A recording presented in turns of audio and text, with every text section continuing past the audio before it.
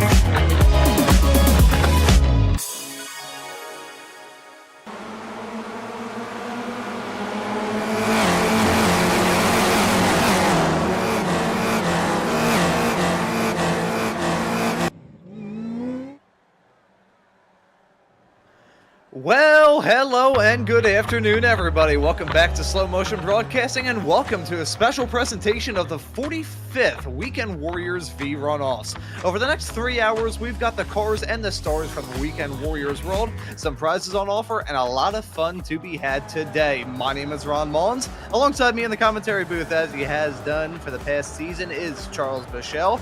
Guido Marzucchi is our producer for tonight's broadcast. Well, Charles, we are here at Road America all day here for the runoffs, and flashing our minds back to a year ago, the last time we were on a runoffs broadcast together, we were running at Daytona. So we're going from one classic American road course to another, but honestly, I think this is a fantastic home for the other runoffs. Road America is just absolutely fantastic, and I'm expecting some good racing today. Absolutely. You know, you think about Daytona, and it's basically the home of NASCAR. It's the biggest race of the NASCAR schedule. Obviously, the IMSA season kicks off with it for their road race, the 24-hour event. But this feels a lot more like where we should be for the Formula Vees, Formula Fords, and Spec Racers. You know, it's been the home of the national championships, and it's been the home of the the June sprints, or what they call the summer sprints. And I think they're actually there this weekend. So just this is a fitting place for us to be. And it's going to be 3 fantastic races. This is a track that drafts really well. Obviously, you know, we've got 3 cars that draft in different ways. But this is going to make for some really exciting racing and big grids, and so I'm looking forward to it. Yeah, and really looking forward to this race. Those June sprints for the SCCA were actually held last weekend, I believe. Okay. And some of the drivers that you'll be seeing out here on the racetrack today were some of those drivers that we may be seeing here today. So looking forward to it. It's going to be a lot of fun. And to kick things off, we have got the Formula Vees. Now, this past season for the Formula V Weekend Warriors, so one of the closest championship battles I have seen in my entire time covering the Weekend Warriors world. It was 1 point in it at the end of the season between Jason Green and Tortolo, who was able to capture his third Formula V Spec 1 championship in a row. It was a fantastic season finale 1 week ago at Oran Park, and expecting some good racing here at Road America, currently in this qualifying session, which is 20 minutes long. And for the first time in the history of the Formula V Weekend Warriors, we're running it with open qualifying, so these drivers will have the benefits of the draft, but it will be slightly muted because of one specific thing here with this event. Now, when these drivers signed up, they had to fill out a sheet, and one of the questions on that sheet was, what configuration do you want to run at here at Road America? Now, you think of Road America, it is a track that has remained basically the same ever since they got this facility. It used to be a street race many years ago, but ever since they moved to this facility, the layout has remained unchanged since the 50s, I believe. So you may think, okay, there's only one configuration, maybe a shortcut layout, but we're not running that because iRacing doesn't have that. No, there's a chicane right before the kink that you can run at here in the sim. And for today, for the Formula V's, we are running that chicane. It is the bend chicane. It's so minuscule as an addition to the racetrack that's not even marked out with a corner number here in the sim, but it is still part of this track, and it will be a bit of a thorn in the side to these racers here today. I think will this be a shot of Jeff? Actually, no, this is heading down into to turn number 4 and 5 here through the Marine sweep. He's going to go right now, getting some times on the board at the moment, but once we get a view of that chicane, you'll be able to see a bit of the track that I really think gets absolutely no use in the sim.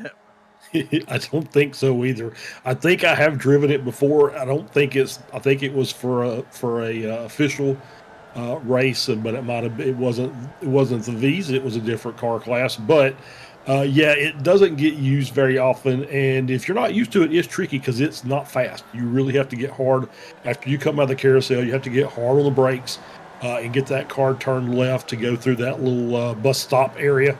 That's just kind of stuck out there on the side of the track that we are all used to running. But, on the plus side, it takes out the danger of the kink because you're going to come at that straight. So there's no bend there. So you'll come out of the bend section and straight back onto the track on the exit of the kink down to Canada Corner. So it's going to take that one little section out. So it's going to make things tricky for the drivers, but possibly a little bit safer because obviously, we talk about the kink every time we're here. There's something happens in the kink, so that might make things a little easier. And now that the car's right on the track, they're getting an opportunity to, as we get a little loop around there coming out of the corner, that is out of turn 8. And we'll get that car back on the track. But yeah, it'll be one thing's a little different, so it's a little tricky. But once the drivers get used to it, probably make things a little safer during the event.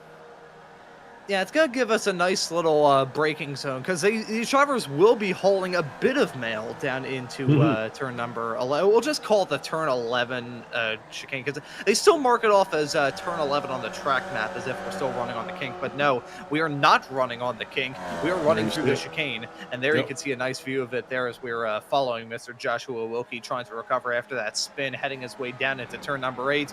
Josh and I, him and I have done those Formula V shows now ever since the start of season 4 of 2024. So this is the first opportunity he's really gotten the chance to drive that Formula V at length. And I gotta say, from a personal perspective, and this is definitely selfish to say, I am very happy that he's the one putting his neck out of the rope instead of me, because from my experience running this FV, you guys in the commentary booth and all of you tuning into this broadcast here on Slow Motion Broadcasting would be laughing your ears off watching me try and drive this race car.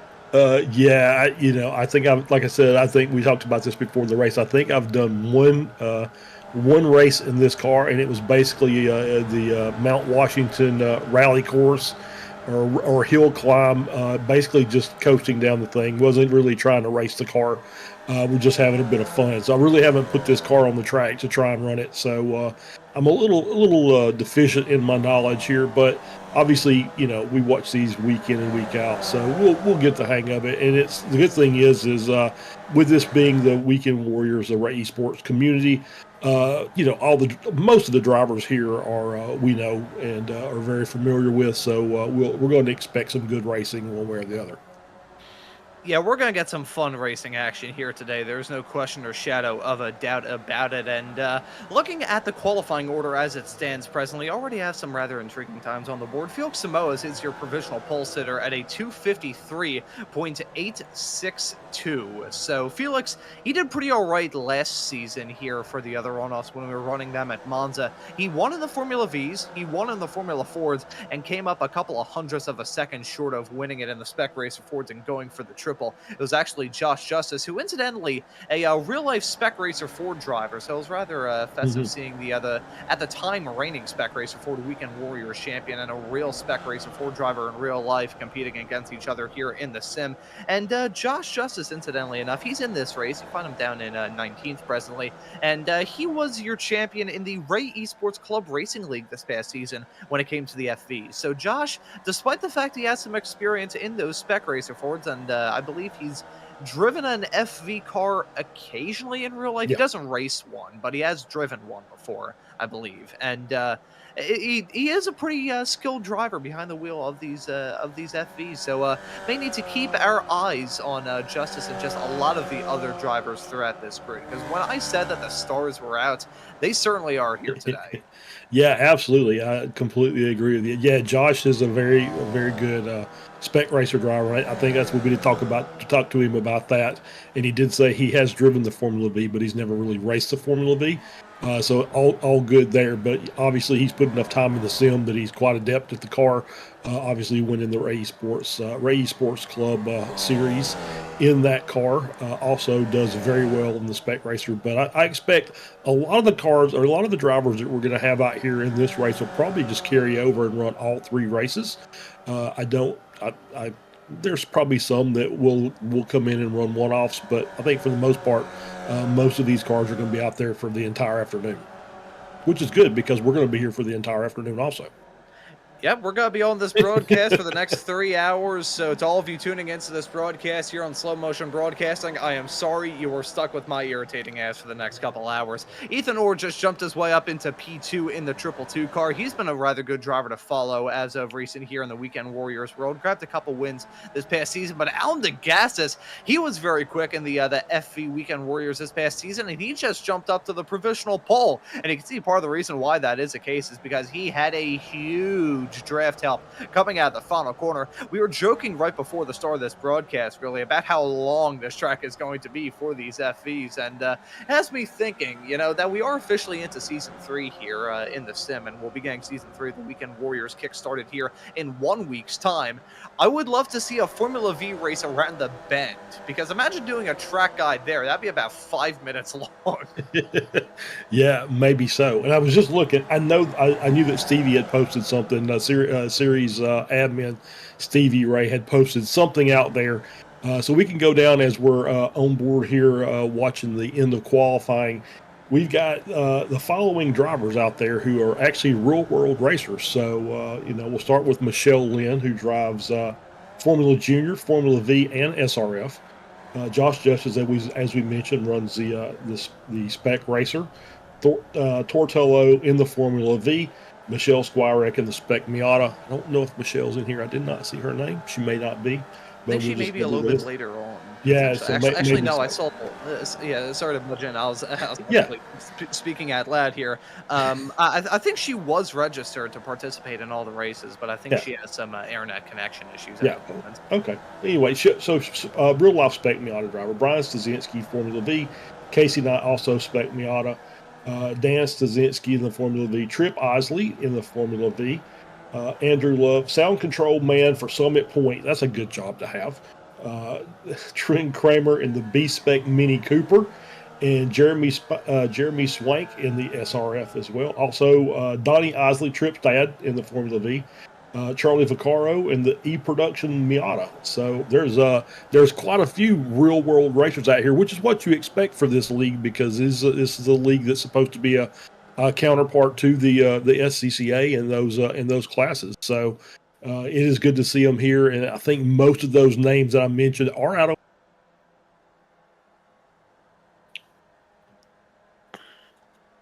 And Oh, there we go. very. Oh, there we go. We lost you there for a second there, Charles. No worries. I was just gonna say that along with some very talented racers in real life, a lot of them are just standout stars here in the Weekend Warriors / Ray eSports world. I talked about Tortello, who's a fantastic driver, was able to grab his 3rd straight Formula Vee Weekend Warriors Championship on Saturday 1 week ago. I believe this upcoming summer he's going to have some opportunities to run some Formula Vee machinery down in South Africa as well. Very talented driver, and interestingly enough, I just got word from Guido looking at the YouTube chat. Also, to all of you in the YouTube chat, thank you very much for tuning into this broadcast. From my dad, Ram Ron, I hear these broadcasts twice, just like a long delayed echo. I know where the excitement is coming up. Ron resonates the whole house. Seconds later, I see the broadcast. You know, that is his version of the joke that I made on the Racing Line podcast about a month ago, saying that he keeps the TV downstairs so loud that I can usually hear it in my room with my headset on. So I guess we're all getting punches thrown at each other. I was going to save this for later on, but I guess now that's fitting. Happy Father's Day, Dad. I wished that earlier on when I had him an egg and cheese sandwich that I made him for breakfast a little bit earlier on, but I'll say it again out here. Absolutely. On the air. And happy Father's Day as well to you, Charles. I know I know you're a dad. Yeah, absolutely. And happy Father's Day to all the dads out there. Obviously, we've got a new one here with Adam Thompson, who I think was in the session earlier. I do not see him now, so maybe not. But I know he'll be around probably today as well. He's, I thought the what he posted in the Discord was very fitting. He's like, he said his little one was just born, so he is the most useless father in the world, which is absolutely not true. Your role is limited, but it's still important, because a dad's job is also at that time is to give mom a break. So anytime mom can get a break, that's a good thing. So happy Father's Day to everybody out there. My dad, I don't think, is watching. It would shock me if he was, but I will call him later and wish him a happy Father's Day. And one thing that Adam can do, despite the fact that he is still very new in the world of being a father, is he can potentially maybe get a win here and say, like, you know what? I got a win on Father's Day. I'm going to take that. I think that's extra sweet when you can do something like that. But anyways, continuing on with this broadcast, we still have 3 minutes left to go in this open qualifying session. Alan DeGassis is still unchallenged on the provisional pole. Chris Montgomery currently on the front row with them. Felix Moe is slotted in 3rd. Ethan Orr, Donnie Isley round at your top 5. We got Adam, the other top of your Spec 2 racers at the present moment. Parviner Ladar, another standout star here from the Formula Vee Weekend Warriors, is slotted in P7. There he is right now, right behind Andrew Love, who we mentioned a couple of moments ago. Michael McConnell is slotted in P8. Gustavo Frigotto, who I don't believe I have seen before here in the Weekend Warriors world, is currently slotted in P9, and we're hearing from Guido. It's his first race with us, so welcome in, Gustavo, and we hope you enjoy this action here with the FVs. And our very own Mr. Joshua Wilkie is slotted in P10 there as well, flying the banner strong for slow motion broadcasting. But Adam, despite the fact he's no longer the owner here, doing a little bit better. So let's see the battle between those two guys. Stoke the flames between these two racers. Yeah, absolutely. It's still got like a minute, so I think these are going to be the last laps as the cars are crossing the start-finish line. They will not be able to get back around, because we're looking at just under a 3-minute lap for these cars. So this will be their final flying lap. Easy for me to say, as we got a few more cars coming across the start-finish line. So Alan DeGassis is up in the pole, and we're on board here with Tortello in 16th as they come across the line. Let's see if there's any movement between those. Nope, don't see anything there. And that is he, and I'm trying to catch that other car. Can't really see the number on it. Catch it here in a minute. That is the number 90 car, and that is Tor.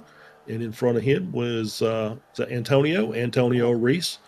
We're not in the Batonio livery this time, so it kind of threw me off. We got a new livery, nice silver chrome with a little gold accent. So Antonio out there looking sharp.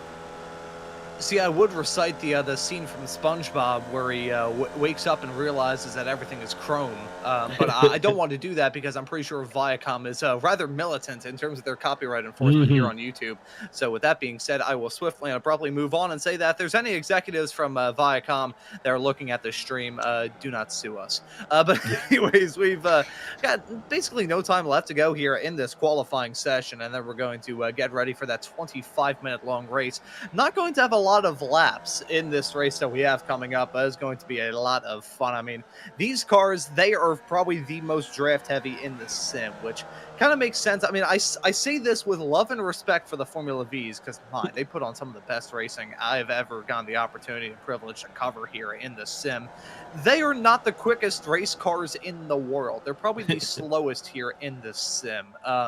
You got power coming out of that thing. You got the fumes coming out of the exhaust, which resemble an asthmatic's cough. But outside of that, it's a rather slow race car. But just because it's slow doesn't mean it can't put on some good racing. The draft game going to be huge. And the start-finish straightaway, then down the stretch between 3 and 5. Then again, leading up into the bend chicane, and then from the bend chicane down into Canada Corner, and from turn 14 all the way up to the line, where I think we have seen some drivers in the past have a big game of swapperoo, even in the Formula Fords. So coming to the line here in the FVs, I can't even imagine what sort of demons we're going to have at the finish. No, there is absolutely no telling, as we would say down south. So yeah, we'll just have to wait and see. It's going to be, like I said, it's going to be a very interesting race. These cars are pretty evenly matched. You can see that, we've got the top 5 that are separated with it by a second, but you're only talking about, 3 seconds down to P24.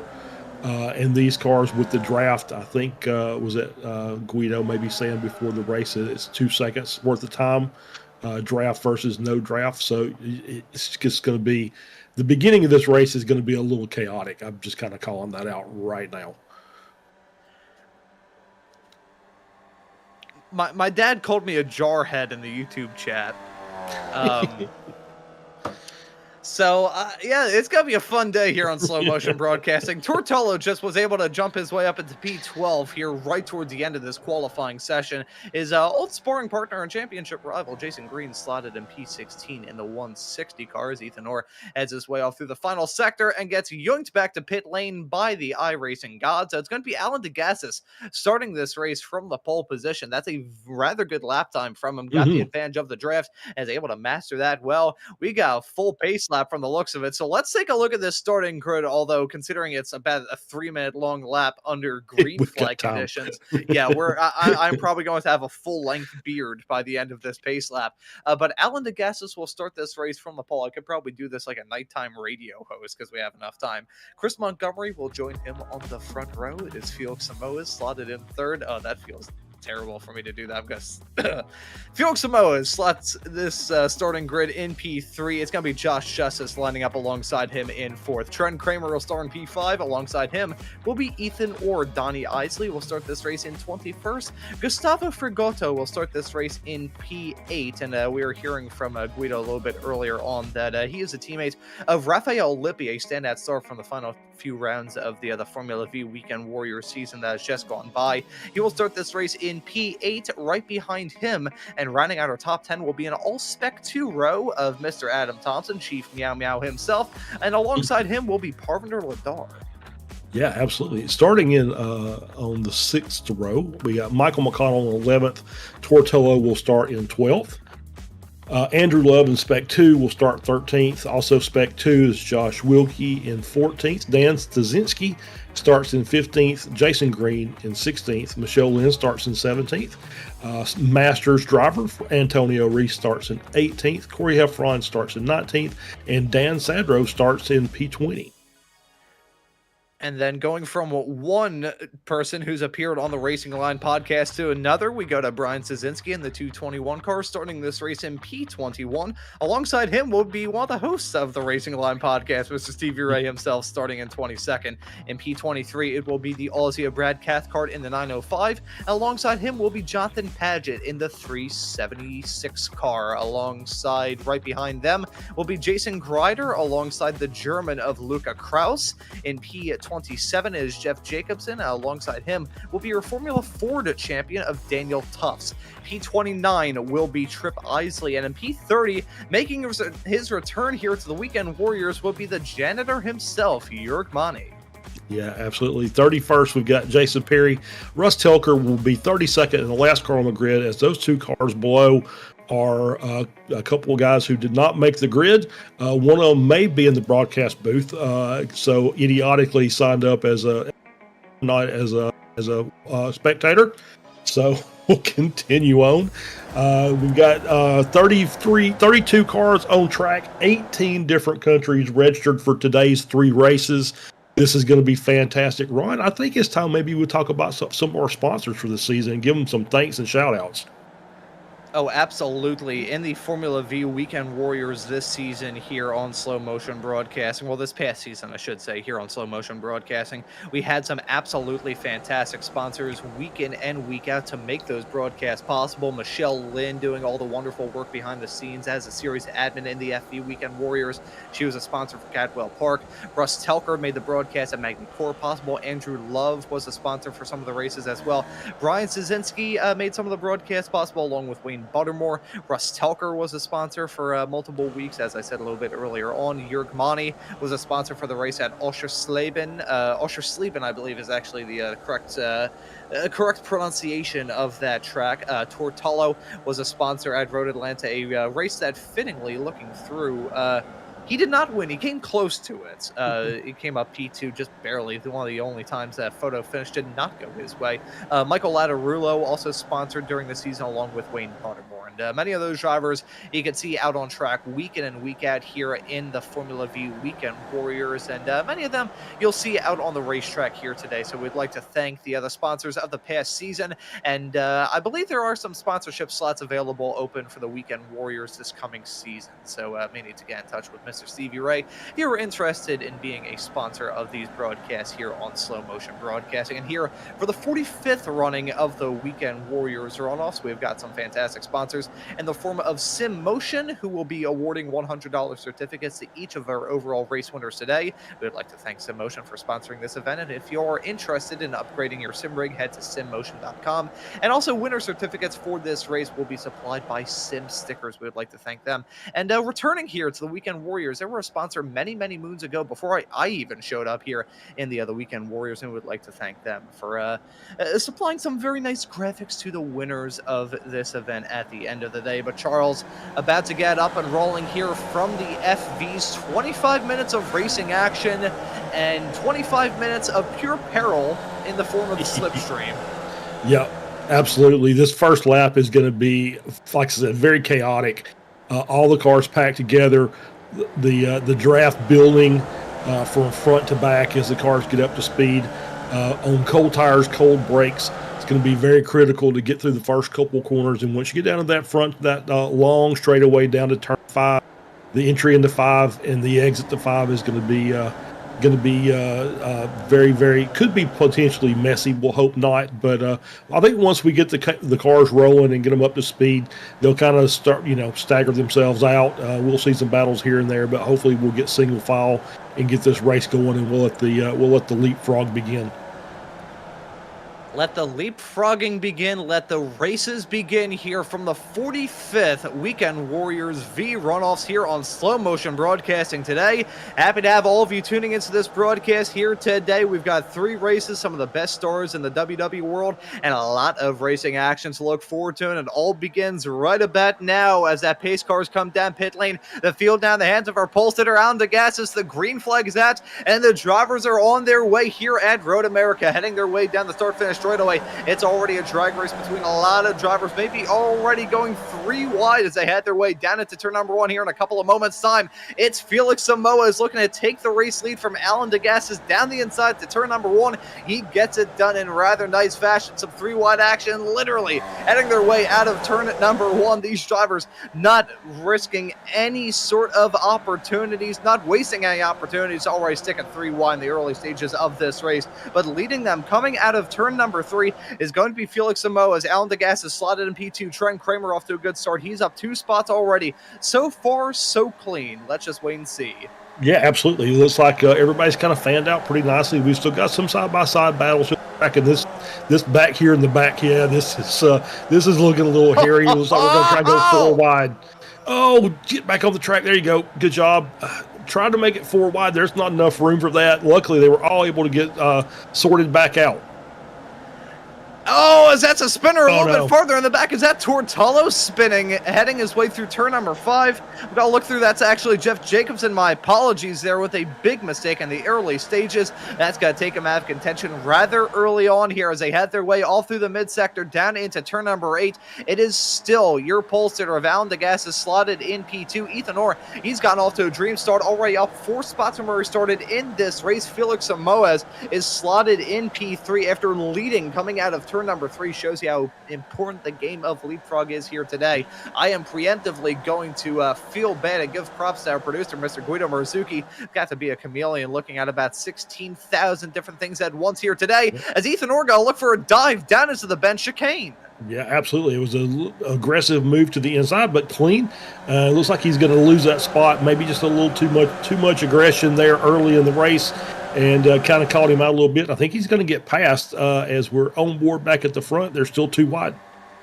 Oh man, it is a 2x2 pack as they head their way down through Kettle Bottoms into Canada corner of turn number 12 around this racetrack. Felix Samoa is looking to jump back into the race lead as it's a fight between Degassis and Orr. Spin their contact. They stack it up, heading their way through Canada corner. It all started with a sideways snap from Chris Montgomery. I think Michael McConnell got a piece of that action. Luca Kraus in the 289 car involved in that as well. I think Adam Thompson may have gotten a piece of that drama as well. That was a big one as they headed their way off through turn number 12. It already shaves the field ever so slightly. It is still Felix Samoa in the race lead as it stands now, heading his way onto the start-finish straightaway. By the time they get to the line, though, that may very well change. Yeah. It's side by side yet again at the front. It's 3 wide at the front. What am I saying? Look at that. That's Ethan Orr in the 22 car. He is on the inside line. Degassis in the middle, and Felix Samoa is holding on to the outside as they head their way down into turn number 1. Trent Kramer in that Bumblebee car. That Hornet gonna look to try and buzz around these racers in the not too far off future. For now, though, slotted in 4th as the racers head their way in the small little reprieve that starts off this lap. You got that start finish straight away of pure unbridled drafting chaos. Then you've got the run between 3 and 5. But outside that, it is just pure pandemonium here. Yeah, absolutely. It looks like go back and look at that. Chris Montgomery did tow and is back in the pits. I think he's actually going to lead the race for today. Adam Thompson did get contact and is in the pits getting his car repaired. Michael McConnell as well, and he's back out on the track already. So we've already had a couple of scenarios there. Oh, as we see that replay there, it's just a punt down to the corner and just wrong place to be, as all the cars are still trying to work their way through Canada corner, and you see, kind of hard to avoid that when you're coming up on the car and it's sideways. So I think it was a pretty good job by a lot of drivers to avoid that, and it could have been much, much worse. Yeah, that could have ended in even more of a disaster than it already did. Still not good for the drivers involved, which does include Chris Montgomery, who's called it a day, and Adam Thompson, who's dropped down to P31. So the falling anvil coming down to crash onto his skull as we see Felix Samoa. He's leading this race as they head their way through the carousel. We can't really say who's leading this race because it can change in the blink of an eye. In fact, I'm going to call it right now. Felix Samoa is going to be at best 3rd as they head their way off into Canada corner here in a couple of moments' time. If I get it right, I win absolutely nothing. If I lose it, I lose absolutely nothing either. See those drivers running a little bit wide coming out of the turn, and yeah, Yeah, that Oh, not no. help him at all. I think there may have been a moment potentially involving Brian Szynski. There was a lot of drama. I think Jonathan Paget may have been at the center of that. Let's follow him in the 376 car, heading his way out of the carousel down into the bend. And Ooh, contact being made into the braking zone. yeah. A huge Oh, moment. Holy cow. yeah, that's one of those. Again, you're heading into the apex of the corner, and it looks like one of the cars got punted from behind and spun the car across the track, and then nowhere for everybody else to go. So yes, 5 or 6 cars involved in that.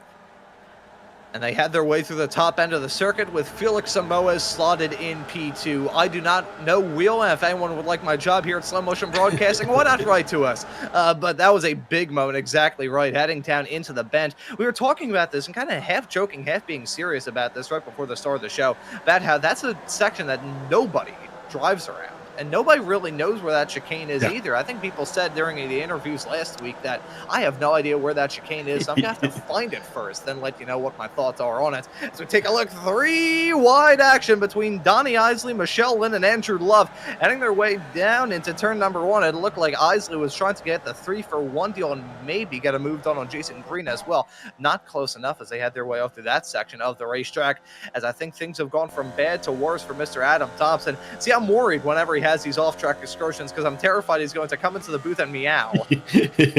Yeah, and just carry too much speed, and that's just from not driving that corner, the hundreds of times that everybody, the rest of the corners on this track. It's just you're not familiar with it, so you're going to misjudge the entry speed, the entry angle, the braking, how much brake you have to apply to get the car slowed down. So that we'll probably see more of those. Obviously, the bigger one was the 6-car collision that we had there. Then Adam just decides he wants to be the center of attention and spin all on his own. So we'll give him a little bit of airtime, and then we'll get back to the front of this field as we got a 6-car pack at the front. And, I think it was a couple of weeks ago. I can't really remember the existence of time ever since I graduated high school. It's basically disappeared in my own head. But it was a couple of weeks ago during the Racing Line podcast when they were showing a clip of the Spec Racer Ford race at Silverstone, which I guess was the second to last round of that championship. And there was a moment where Adam spun, and I said, "That's serves him right for coming into my commentary booth and meowing, you son of a..." Finish the sentence there. But I remember that happening. I was downstairs. I think I was getting some sort of like craft squared away downstairs, and then I heard that on the podcast and started laughing quite a lot. So very, very fun. We like to have a good time here at Slow Motion Broadcasting, as these drivers at the front looking to have a good time and give us a good show to talk about here, as well as Ethan Orr and Trent Kramer. They're side by side, hanging their way down this back stretch through Kettle Bottoms into Canada corner of turn 12 here in a few moments' time. Felix Samoa is maybe going to try and stick a 3 wide if he can risk it there. Not able to get that move done. And look at one driver's got involved in that. It's Josh Justice. Yeah, absolutely. Josh is up there in that lead group. So we got a 6-car group up front. We got about a 4-second gap back to Josh Wilkie, who is running in 7th, but he has got a whole host of cars with him. There's another 6-car group with Josh apparently getting passed up there by Thortolo and Donnie Isley. And I'm going to Tor's name. I know it's Tor, and the H, I see it and I have to say it. I'm sorry about that, Tor. And then we've got the group we got a couple of cars at 13th, Dan Sadro, Corey Heffron. But yeah, this big group up front here, this 6-car group, and they're still managing to swap the lead back and forth. And now we got Justice up there looking to take the lead for his first. The game of ping pong very much so continuing here as they nearly go 4 wide down into turn number 1. These drivers in the sim, they realize that they aren't like a cat that has 9 lives. They have unlimited lives here in the sim, and they do have 2 fast repairs allotted, which is one more than they usually do. And I think because of that, they simply do not fear death heading around this racetrack, because contact being made. That was Josh Wilkie at the center of that. He spins out, and yeah, you can see him in that 777 car trying to regain some momentum coming out of the turn. The driver of the number 3, driver of the number 777 car losing it out of turn number 3. I nearly said the driver of the number 3 car losing it out of turn number 777. The track may be long. It's not that long. Ethan Orr just jumped his way up into P2 as we take a look at a replay here. Yeah, as we're coming through there, this is Brad Cathcart. We're on board with him. And it looks like he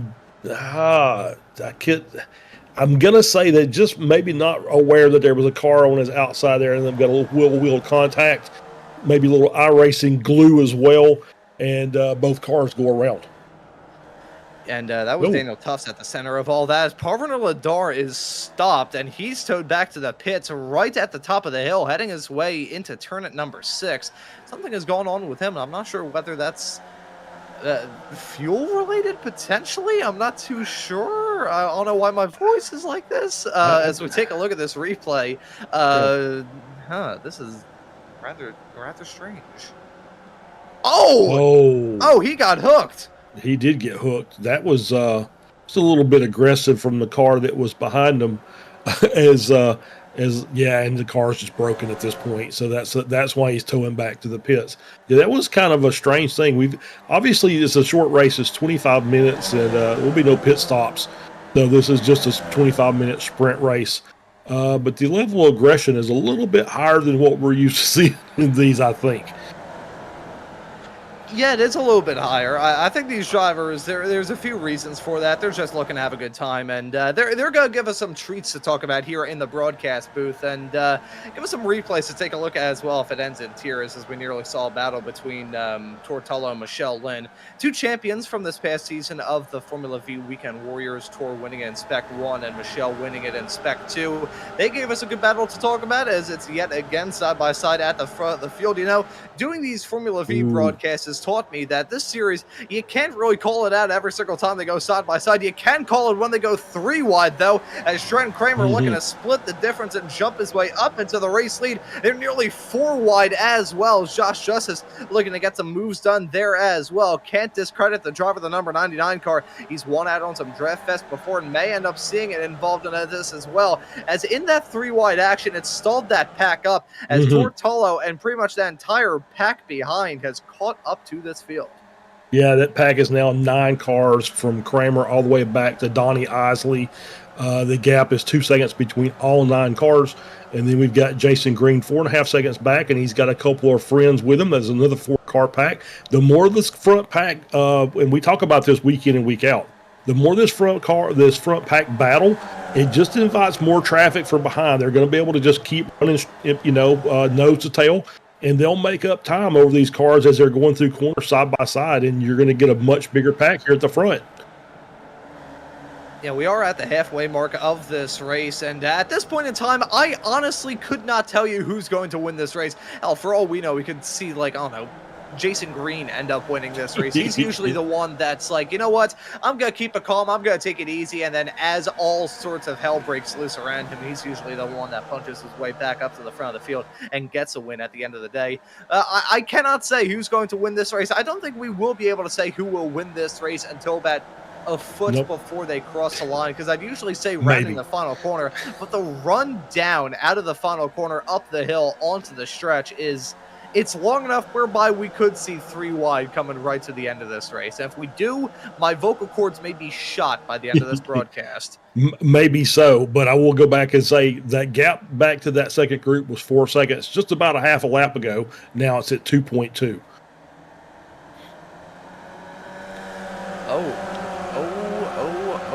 How the turntables. I think we're going to have a massive pack of race cars at the end of this. I mean, hey, if you want to find a place to buy Formula Vee race cars in bulk, look no other here than the 45th running of the Weekend Warriors vRunoffs. I'm not sure what sort of bit I played there, but I think it was somewhat amusing. Ethan Orr and Felix Samoa, they're side by side through the braking zone into turn 12. Ethan Orr overcooking it a little bit, got very dangerously close to that gravel trap on the outside. One more thing to raise about this track as well, which I don't think we've really mentioned up to this point. The runoff areas are old school. You've got gravel and grass around here, and you do have small bits of asphalt runoff area, but they're rather sparse. So I think right now these drivers probably reaching the point in this race where they want to keep it on the road, and that's usually the time where they go 5 wide.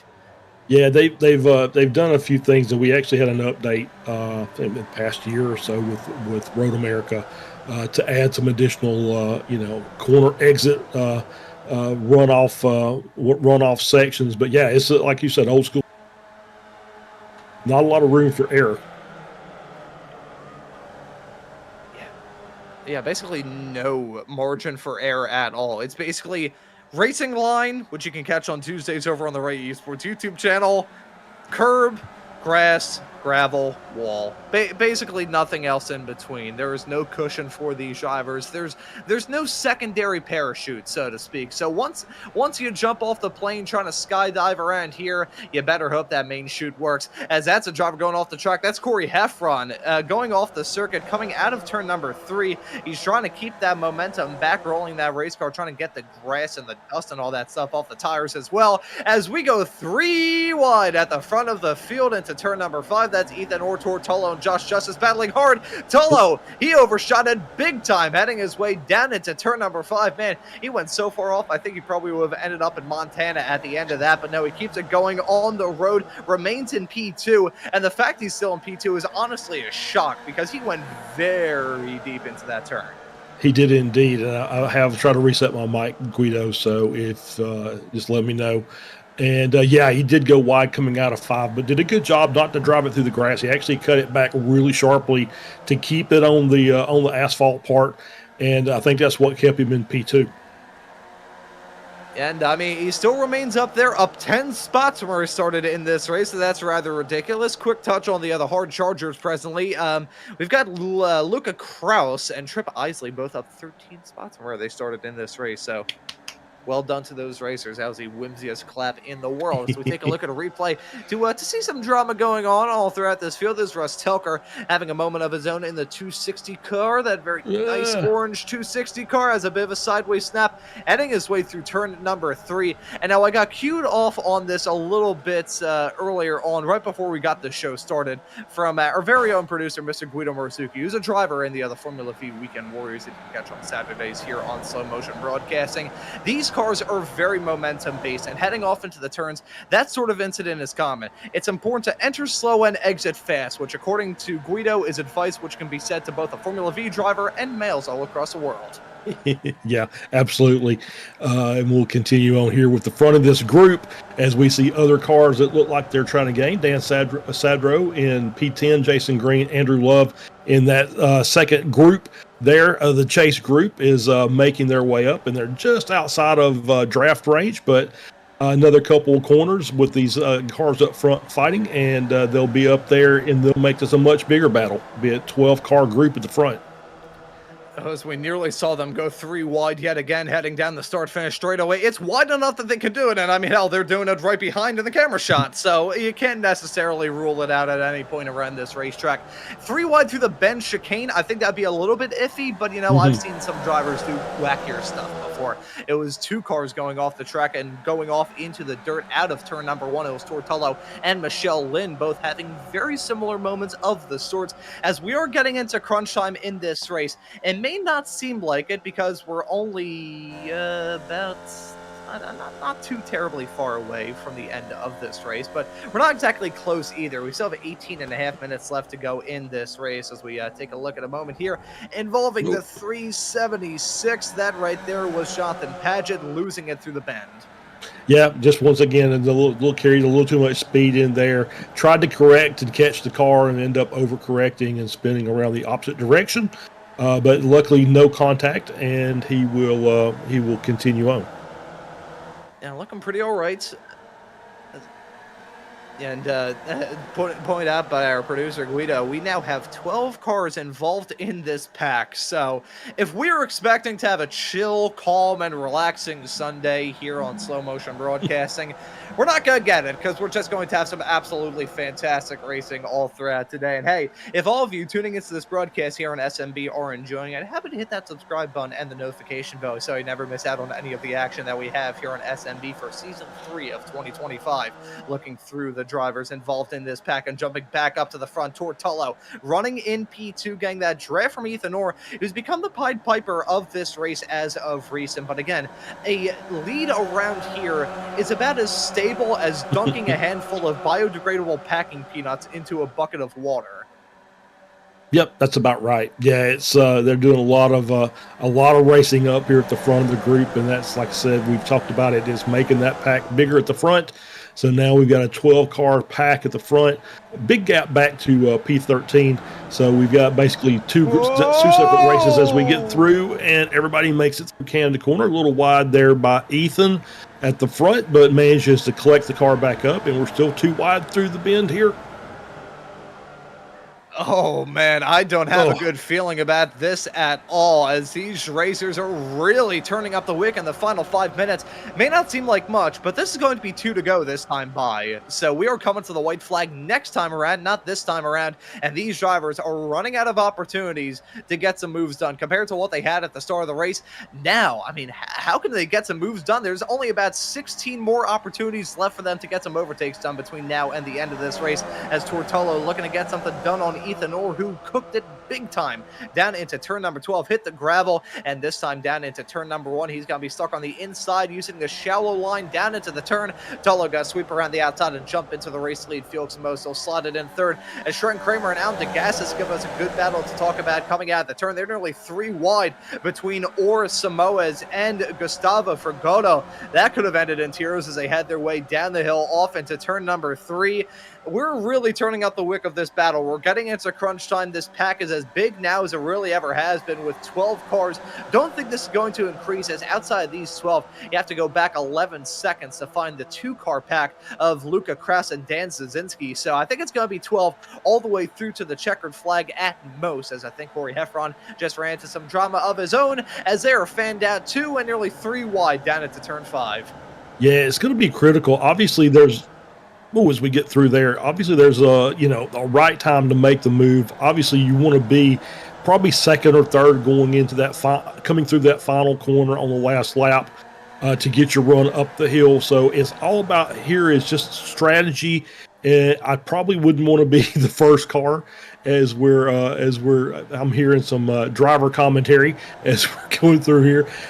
You probably don't want to be the lead car of this group, but you want to be up there close so you can make that move when it's time. As they head their way through the carousel for the second to last time in this race, I wonder what the strategy is going to be to win. We see Tortolo at the front of this field, and I think the statistic was this past season when he grabbed 5 wins in the Formula Vee Weekend Warriors, on track to his 3rd championship in a row. He won those races with a cumulative gap of less than a half a second. Hearing from our producer, Guido, and I got to say, Guido, I'm exactly there with you. You probably want to exit at the final turn in 3rd, because otherwise you're going to be, if you're in the race lead, you are screwed. If the start-finish line was at the apex of turn 14, you'd be good. Otherwise, you would be done. They're 2x2 at the front of the field. Ethan Orr and Tortolo side by side yet again, as Trent Kramer and Felix Samoa is looking to get involved in this battle as well. It is a real close quarters pack involving these racers. Felix Samoa is Weekend Warriors royalty. He has been around the block before. He celebrated his 5-year anniversary as a Weekend Warriors driver a couple of months ago, and certainly flexing his muscles and showing off that he's a veteran of the series. Still up there at the front. He won at Monza last season with the runoffs, and he's looking to do it here at Road America, as they're 3 wide right behind Ethan Orr, who takes that white flag. Will he take the checker, though, is the real question. And hey, if that's a preview of how this finish is going to be, man, oh man, we've got a good one on our hands here today. Look at that pack as they head their way down that start-finish stretch off into the first turn for the last time in this race. It's Ethan Orr holding on to the inside. Trent Kramer looking to make something work as well. Tortolo slotted in 3rd, as Gustavo Frigoto and Felix Samoa maybe going to get involved in a battle as well. This is a really intense battle involving these racers, as they're nearly making contact as well through turn at number 3. Ethan Orr and Trent Kramer side by side. That's going to stall them out a little bit as they head their way out of turn number 3 for the final time in this race. Yep, heading down the straightaway, coming into turn 5, you want to get a really good corner here, get a clean exit. Obviously, it's going to be difficult when you're 3 wide coming down here. It's going to be tough. You got to watch that curb on the outside. Still 3. They made it through. Oh, no, they didn't. No. Oh. Did lose 1. I think that was Michelle. Was that Michelle Lynn? Maybe not. Justice. man. It was Josh Justice, I believe, Dan Sadro who got involved I think in all that. the other one. Yeah. Dan's going to be sad, and Justice is going to want justice after that moment down at turn number 5. Those were 2 terrible jokes. I apologize for that, but it's now a 5-car battle, nearly going to drop down to 4 if Trent Kramer goes way too deep down into turn number 8. They're hanging their way through the carousel for the last time here, Charles, and I am expecting some fireworks. Yeah, absolutely. As we're coming our way through the carousel, coming into the bend for the final time, you want to get good corner exit here. You want to get good entry in. You want to try and keep your momentum up and keep that going down toward Canada corner as we have Samoas in the lead for second, Tello in third. Oh, wide by Samoas. That's the second time he's done that I've seen. Yeah, that is not going to help out his that's not going to help out his case for now.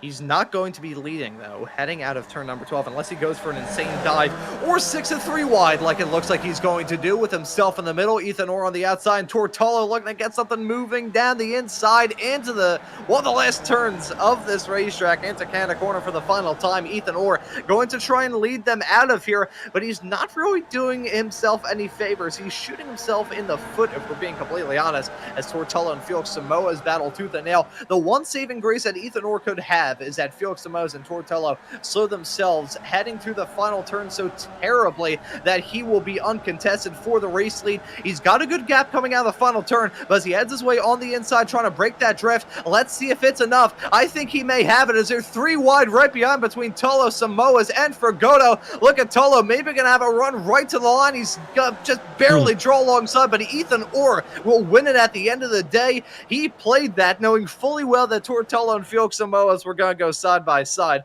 They could have had a shot to win if they just settled their differences through the final turn, but they didn't, and Ethan Orr is going to walk away with the checkered flag and a $100 Sim Motion certificate at the end of the day as well. Yeah, absolutely. Great run by Orr, all race long, stayed up front. Tolo Samoas, as you said, shot themselves in the foot. They should have had that. They should have been single file coming out of Canada corner and then into the last turn. To get that proper run. Even then, it was still very close. Still less than a tenth of a second between Orr and Tolo, and 13 milliseconds for Godo over Trenton Kramer.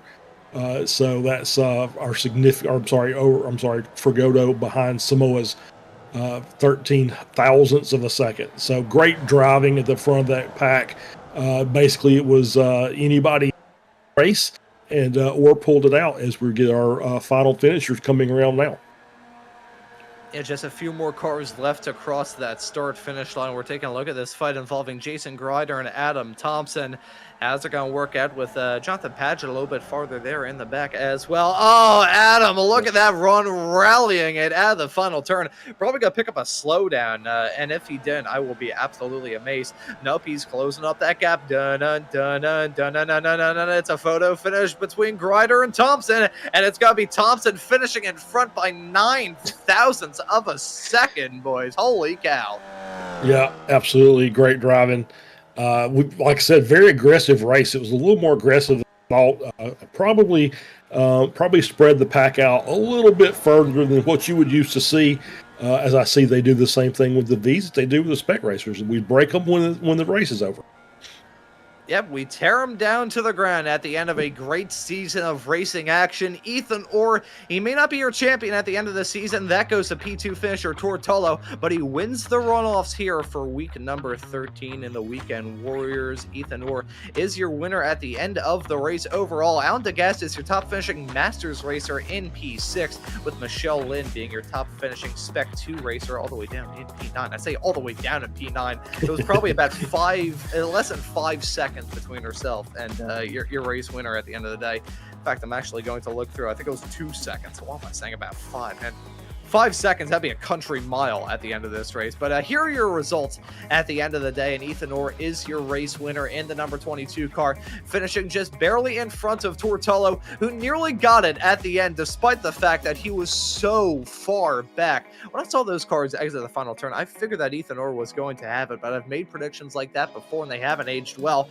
This time, though, it ages well, and Ethan Orr grabs the win. Tortolo finishing in P2. Felix Samoas will round out your podium in third. In P4, 4 will be the Brazilian of Gustavo Frigoto. Nice to see him in his Weekend Warriors World debut, and who knows, let's hopefully see him out there on the racetrack, hopefully for Season 3 here in the FVs. Trent Kramer got finished in 6th. Trent Kramer finishes in 5th. Alan DeGassis finishes in 6th. Donnie Isley will finish in P7 in front of Jason Green in 8th. Michelle Lynn in 9th, with Andrew Love rounding out your top 10. Yeah, 1 millisecond between Isley and Green. That's crazy. Dan Sadro finishes in 11th. Josh Justice in 12th. Luca Kraus in 13th. Dan Stasinski in 14th. Stevie Ray finishing 15th. Trip Isley in 16th. Antonio Reese in 17th. As we scroll the screen here, Jeff Jacobson in 18th. Jorg Monty in 19th. Could break out the WD-40 here real quick. Yep. Yeah, it looks like it's stuck. We'll see if we can do it the old-fashioned way. Monty in 19th. Michael finishing in 20th. Jason Perry in 21st. Brian Stasinski in 22nd. Brad Cathcart in 23rd. Adam Thompson in 24th. Jason Grouder 25th. Jonathan Patchett in 26th. Parvinder Letter in 27th. Russ Telker 28th. Corey Heffron 29th. Josh Wilkie finishes in 30th. Daniel Tufts finishes in 31st. And Chris Montgomery finishing 32nd for your 32 car finishing order. And there we go. We finally got the slide there. So the WD-40 did eventually sink in. It just took a bit long. So we'll go through the graphic with the rest of the drivers classified. And want to apologize there. That is my number 2. So I apologize for registering as a driver here in this race. But man, Charles, what a first race of the day. We've got the Formula Fords and the Spec Racer Fords later on, and those are going to be fantastic. But what a way to kick it off today.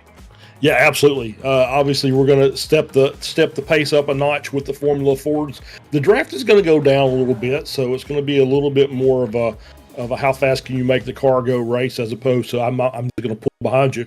So it'll be interesting little change, and then the Spec Racers to cap it off today. The draft monsters that they are, it may be 7 cars across the line at the finish. You just never know with those. Or it may be 17 cars in turn 1. So we'll see how that's going to go. But obviously looking forward to it. And this is just the appetizer for the main course that's coming up next. Yeah, we got the Formula Fords coming up next here on Slow Motion Broadcasting, and hopefully all of you tuning into this presentation of the 45th vRunoffs will stay tuned for the races that we have coming up here. Gotta take a quick commercial break, and then we'll be back with some more open wheel action, this time with a bit more power, a bit of a different cast of characters potentially, but still the fantastic same racing action here on Slow Motion Broadcasting today. Through dip 50, slowing crest 40, 1 left. Caution to 2 right short to 5. Introducing the Sim Motion Rally Sequential Shifter. Our shifter is specifically designed for sim racing enthusiasts who want to enhance their experience in the rally world using a push-pull system. Compatible with wheelbases like the Sim Magic Alpha series, V&M Direct Drive, Fanatic, and Simicube, it can easily be installed in minutes. It also has the adjustability to suit any wheel or driver's needs. It's also plug and play with titles like Dirt Rally, iRacing, and WRC. Available now at sim-motion.com. SimMotion has teamed up with iRacing and V&M Simulation with an extreme prize package for Season 4.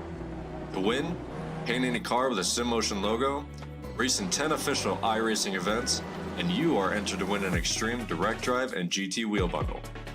But that's not all. Compete in the Formula 1600 Fixed Series, win your division, and you could score this set of pedals. Gear up and get racing. The rewards are waiting.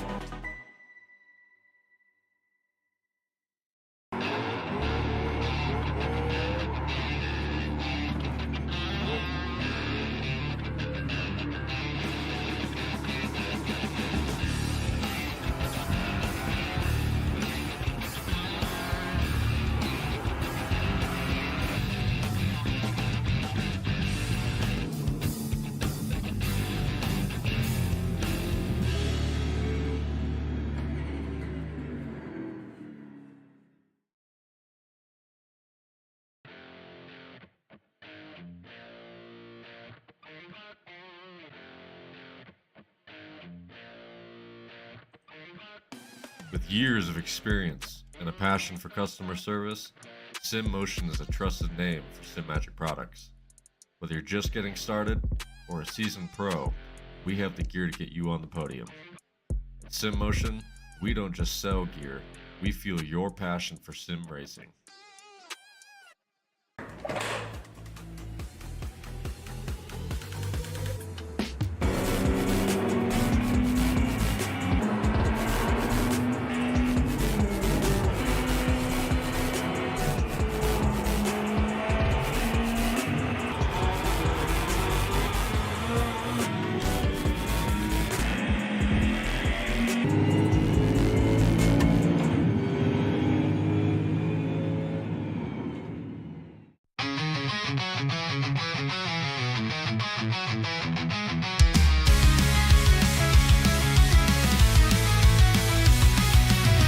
Tiny rockets low to the ground, buzzing like hornets, eating up the sound. You think it's easy, you're dead wrong. No power, no mercy, it won't take long.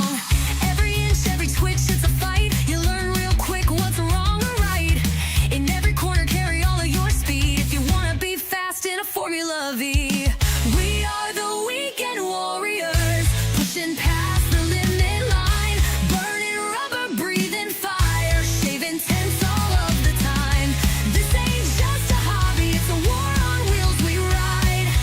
In this league of giants, every weekend we collide. Oh, we collide. Old steel frames and open skies, where legends cut teeth and learn to fly. Formula Ford is gonna test your skill. You need to be fast and not to overkill. No wings, just you, the track, and grip to spare. You can almost feel the spirit of Senna in the air. It's pure, it's raw, the starting point for many stars. One gear at a time, show your skill, tame these cars. We are the weekend warriors, pushing past the limit line, burning rubber, breathing fire, shaving tents all of the time. This ain't just a hobby, it's a war on wheels we ride. In this league of giants, every weekend we collide. We collide.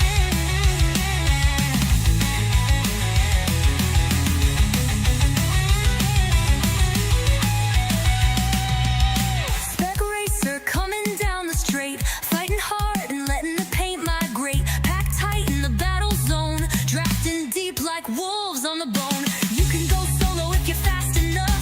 If you're not, they will soon drop your bluff. Hide your cards until the final lap. One shot to win, one move to be trapped.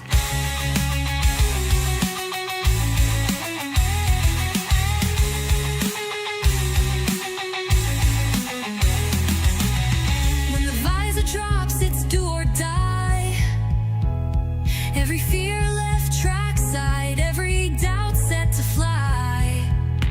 The checkered flag, don't care who you are, just how far you'll go into that race car.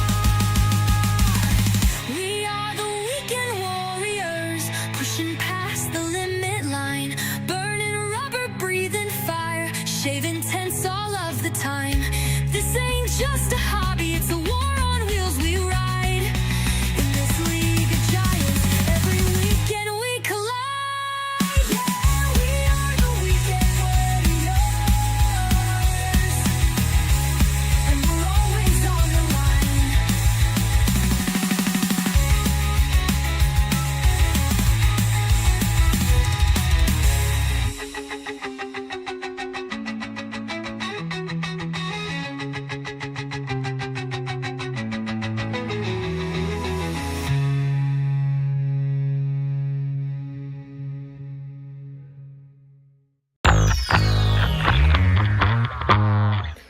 Hello, everyone, and welcome to Slow Motion Broadcasting. My name is not Ronald Maunz. My name is Adam Thompson, and I came in here to say two things. Number one, I want to wish the biggest and happiest of Father's Day to our daddy, Guido. Happy Father's Day, Daddy. Second of all, meow. Goodbye.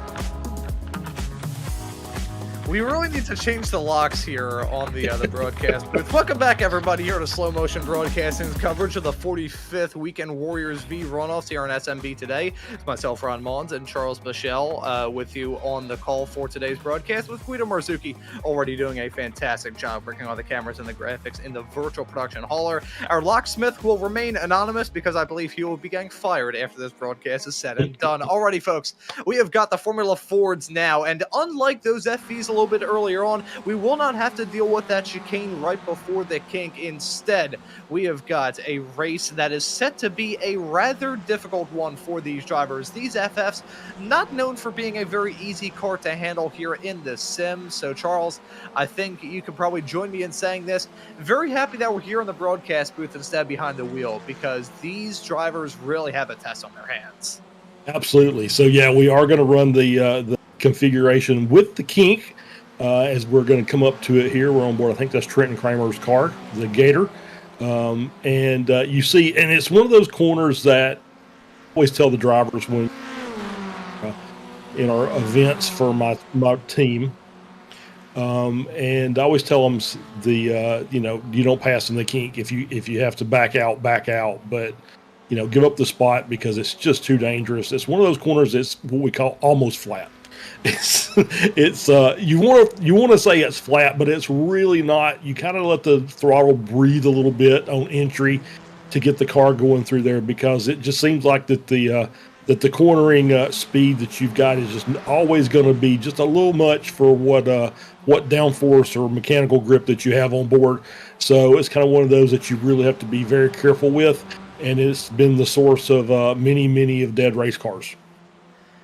Yeah, many people have gone off there through the kink. I think I had one of my worst collisions in my entire iRacing career heading down into the kink. I think I hit the wall so hard that I glitched my wheel and it uncalibrated itself and just would not work afterwards. So I think it takes all kinds to try and do well around here, but heading off through the kink, you need some stones to be able to go through there with a certain amount of speed. Otherwise, if you lift through there, you're going to think, you know what, I can go through there flat. I can attempt to go through there flat.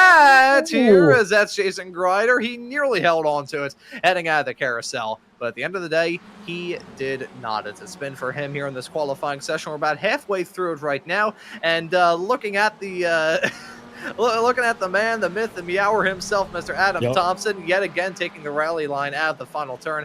Yet to set a qualifying time, and he would set a qualifying time if he didn't come into the commentary booth and meow into a microphone.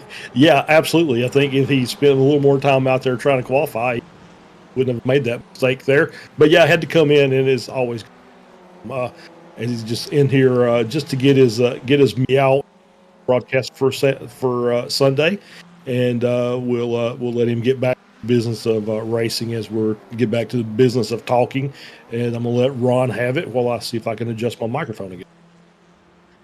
It's all right, Charles. It happens to the best of us. I know I personally have a lot of issues when it comes to microphones cutting in and out. And Guido, don't worry, don't have a panic attack. That was just me hitting the mute button on the top of my mixing board. So we're still good to go and ready to rock for the rest of this broadcast. Simon Ball is your provisional pole sitter presently at a 2-minute 22.922. He needs to shave about 0.7 of a second off that lap time, and then we will be golden for this race that we have coming up. And one more change for this second race of the day.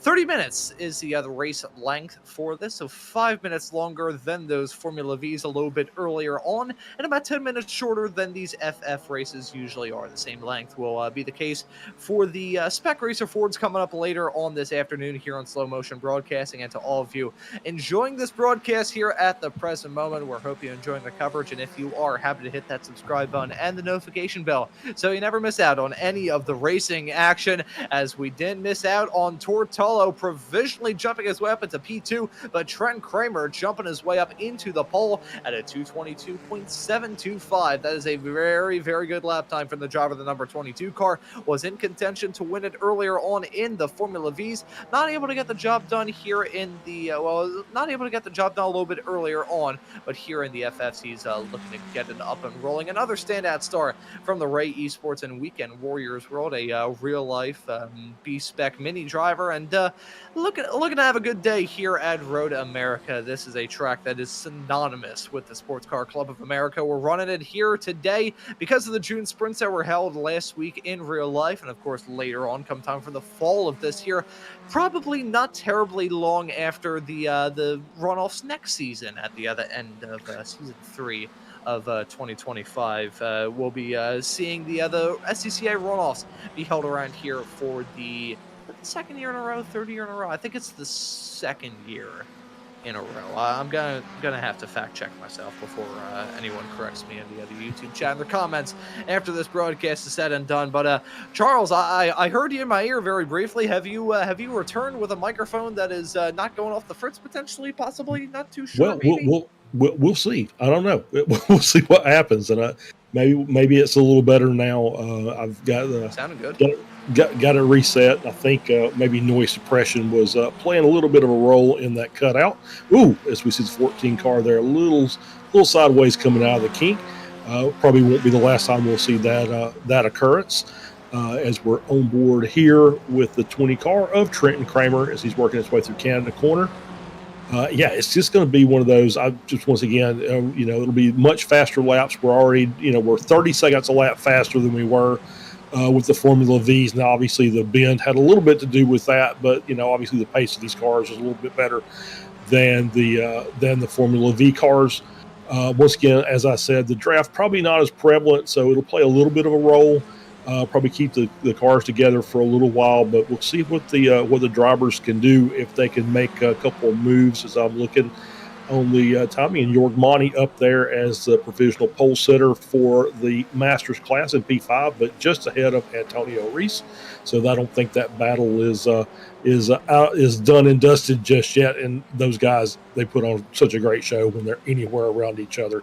It's always fun to watch those two guys do battle. Yeah, they always bring the thunder. These drivers here in the Weekend Warriors, they always put on some absolutely fantastic racing action. I say this week in and week out during these broadcasts, and I think during this year, it probably has a bit more weight to it than when I've said it in seasons past. Full transparency, folks, this is, I believe, my 182nd show of this year, and some of the best races, my thoughts exactly. The fact I'm not walking around just constantly in my broadcaster's voice still stuns me to this day. But I feel like I can say this in confidence. With the schedule that I've had, the Weekend Warriors is still some of the best racing that I get to cover on a week-to-week basis here in the sim. These drivers, they're respectful. It's a nice community that we've got going on right now, and it also has some fantastic racing action with some very nice paint schemes there as well. That right there, that was the 34. Was that as you can see that car crashing right as I mentioned it. Was that Tufts? I think that may have been our champion of Tufts here in the FF Weekend Warriors with a very, very nice paint scheme. That is one of the best I've ever seen. But should be noted, we've got a battle for the pole still going on, and Felix Samoas was just able to grab it by 8 thousandths of a second. Talk about this field being close and this racing action being close as well. Holy cow, perfect timing for me to mention that. Yeah, absolutely. Top four separated by a tenth and a half on the timing tower there. And Jorg Monty only a half second back. So, we've these will tighten up. We've still got about 2 or 3 more laps for most of these cars to get another fast lap in. So they're going to keep pushing as the fuel burns off. They might, pick up a couple of tenths here and there. And this may shuffle around again before this is all over with. We were looking at Andrew Love there. Now we're on board with Brad Cathcart. So he's working his way down into Canada corner and through nicely. Nice line through there. That's about how you're supposed to do it. It's it's going to be fun once we get these cars on the grid and we get run. It's looking like 35. Not in with no commentators signed up incorrectly this time. So 35 cars out there trying to set a time to get out on this grid. But there's obviously lots of room for opportunities to make up some spots. We had, I think, in the V's, we had the hard charger was 15 positions or something like that. So it just got to keep your nose clean there for this race, and you might end up with a good position once it's all said and done. Speaking of commentators registering for this race, I was tempted to potentially do this race as a driver. Now, I have been pressured for many seasons up to this point to try commentating a race while also driving in it. As we take a look at the silver, the chrome car of Antonio Reese, one of the other drivers who's very, very quick in this series. Quicksilver. That's that he switched from Battonio to the Silver Surfer, so he's even switched companies. He's no longer even DC anymore. He's over to Marvel. He's just a sellout. And I think before there was any sort of debate between DC and Marvel in the YouTube chat, which I can appreciate that comment there, Charles, because I am one of the moderators of the YouTube chat. You can catch me occasionally putting in some messages. Oh boy, that was a big moment. Hang down to turn number 5. Not sure who that was, but they did not have clean pants after that moment. But before a comic debate gets started in the YouTube chat, see, I was going to potentially partake in this race. I was being pressured to potentially do it, even by our very own Mr. Joshua Wilkie. The thing is, though, I realized some of my past experiences running in the Formula Ford, how I didn't even want to record those and put them on my own YouTube channel, let alone be on a broadcast with people who, for some reason or another, I still think this is a mistake, looked up to me as a commentator. I'm not too sure if that's a good idea. So I decided, instead of going out there on the track driving one of these race cars and making myself out to be an absolute ass on the air, I would just do what I usually do and make myself out to be an ass while commentating the race instead. There you go. Yeah, the thing about the in-race commentary is, Guido's still yelling at me about my microphones. I have no idea at this point, Guido, so I'll do my best to try and stay up close, and hopefully the gate issue will resolve itself. So sorry about that, but we'll try and keep it the mic nice and close to the face, and we'll see if that keeps it from cutting out as much. Did you check the radio volume? I apologize. That was probably incredibly loud. I had to take the pop filter off this. So let me real quick put it back on my microphone. I did not want to do that as my mic was still open, because that probably would have been incredibly loud. Yeah, don't worry. I've had my own microphone issues. I remember one time, for some reason, my mic just sounded incredibly robotic because a filter system that I had installed on my PC, despite being completely uninstalled off my computer, it was still putting a robot filter on. And it was a very good thing that happened before I got into this broadcasting stuff. Otherwise, that would have been really, really embarrassing. I would have sounded like a robot instead of talking in tongues like I usually do in these broadcasts. A couple more drivers set to complete their laps here in this session. Already with the checkered flag out for the past minute and a half, and let's see who will be able to say a good time when. Felix Moses is still your provisional pole sitter. Trent Kramer slotted in P2. Tortello currently slotted in 3rd. Simon Ball, your top qualifier of the Spec 2 drivers, with this man, Yurdmani, the janitor, as we like to call him here in the Weekend Warriors world, currently running at your top 5. As we see the very, very nice STP car of Jason Grider cross the line and jump his way up into P24. That is a very, very nice looking paint scheme. I will say credit where credit is due to these drivers in the series. They bring some very, very nice looking race cars out there on track week in and week out. As I think that was Trent Kramer just flipped over the pit wall. I think you're right.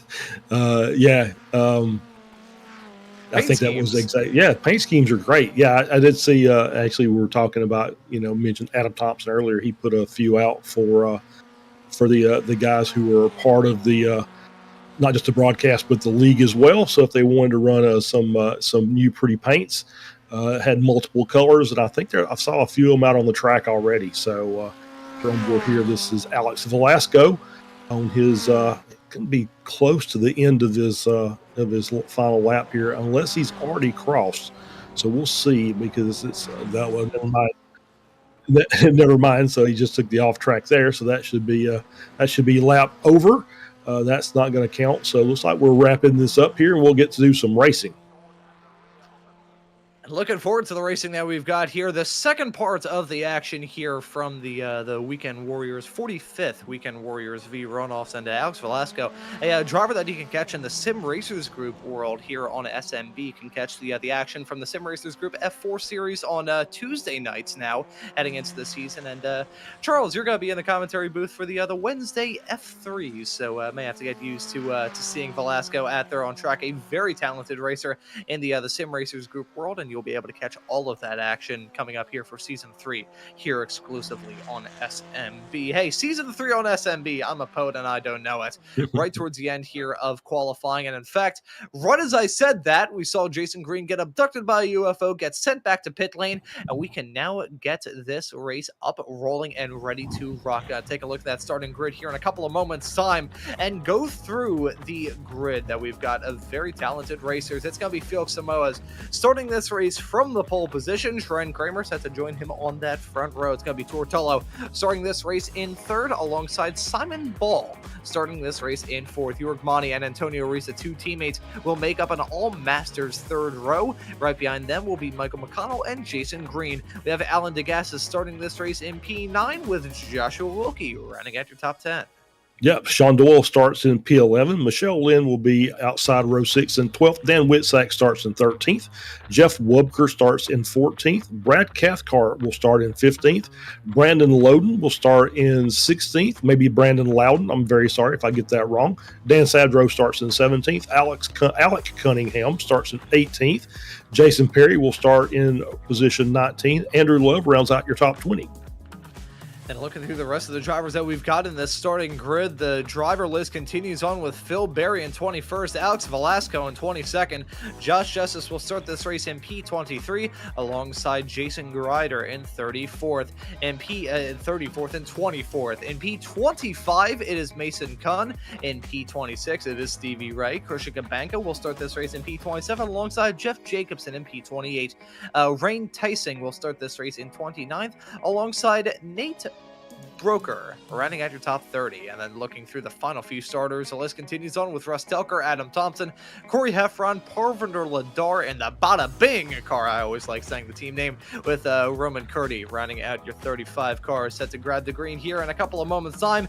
Ladar and Curdy not taking to the start of this formation lap, but still 34 cars pacing around here at Road America right about now. And as we are still on this formation lap, about to grab the green here in probably about 3-ish minutes time, 2.5 minutes time. Hey, it'd be rather funny if the other pace laps here in the FFs were about as quick as the other lap times were for the Formula V's a little bit earlier on here today. But as we did during the Formula V pace lap, we've had some absolutely fantastic sponsors this past season for the Formula Fords. We had some good driver sponsorships in the early stages with the likes of Michael McConnell and Boris Essman sponsoring some of the earlier races. Then for the second half of that season, we had absolutely fantastic support, and it was our privilege to be sponsored by Almeida Racing Academy and Sully Almeida and his whole crew coming out to support this series. And some of his crew as well were actually taking part in some of those races as well. So that was a fantastic honor throughout the second half of Season 2 of 2025 here on Slow Motion Broadcasting for the Formula Ford Weekend Warriors.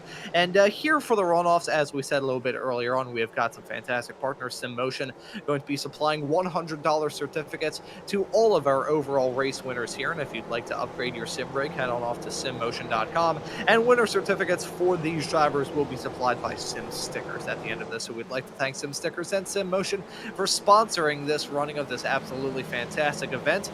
And with the business taken care of, Charles, we can get into the casual bit of it. We can get into the fun. We've got a 30-minute long race, a little bit shorter than the FF races usually are, but it's still going to be some good racing. It's going to be a tough combination, though.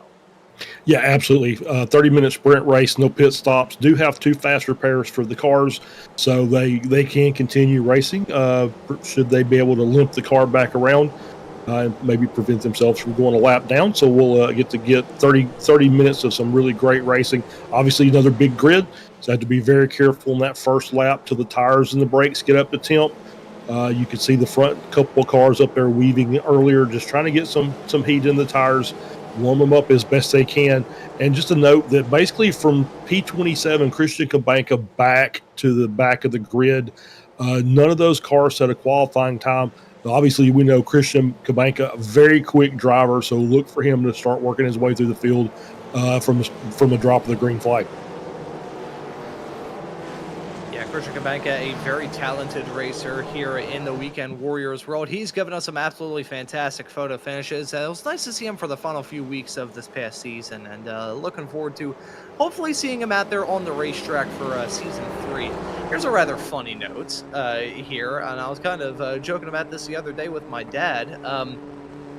I've yet to do more than about 4 broadcasts from Season 3 of any year here in the Weekend Warriors world. So I think this year may be the year that I finally get an opportunity to cover Season 3 here in the sim. It's going to be a great season to look forward to, though. So it's going to be some fun, and we still got the fun left from today, and the fun left from this FF race that's about to get started here in a couple of moments' time. It will be Felix Samoas and Trent Kramer starting this race at the front of the field. And as they head their way around the final corner, a rather tough bend in its own regard, and wait for us to get this green flag out for the second race of the day.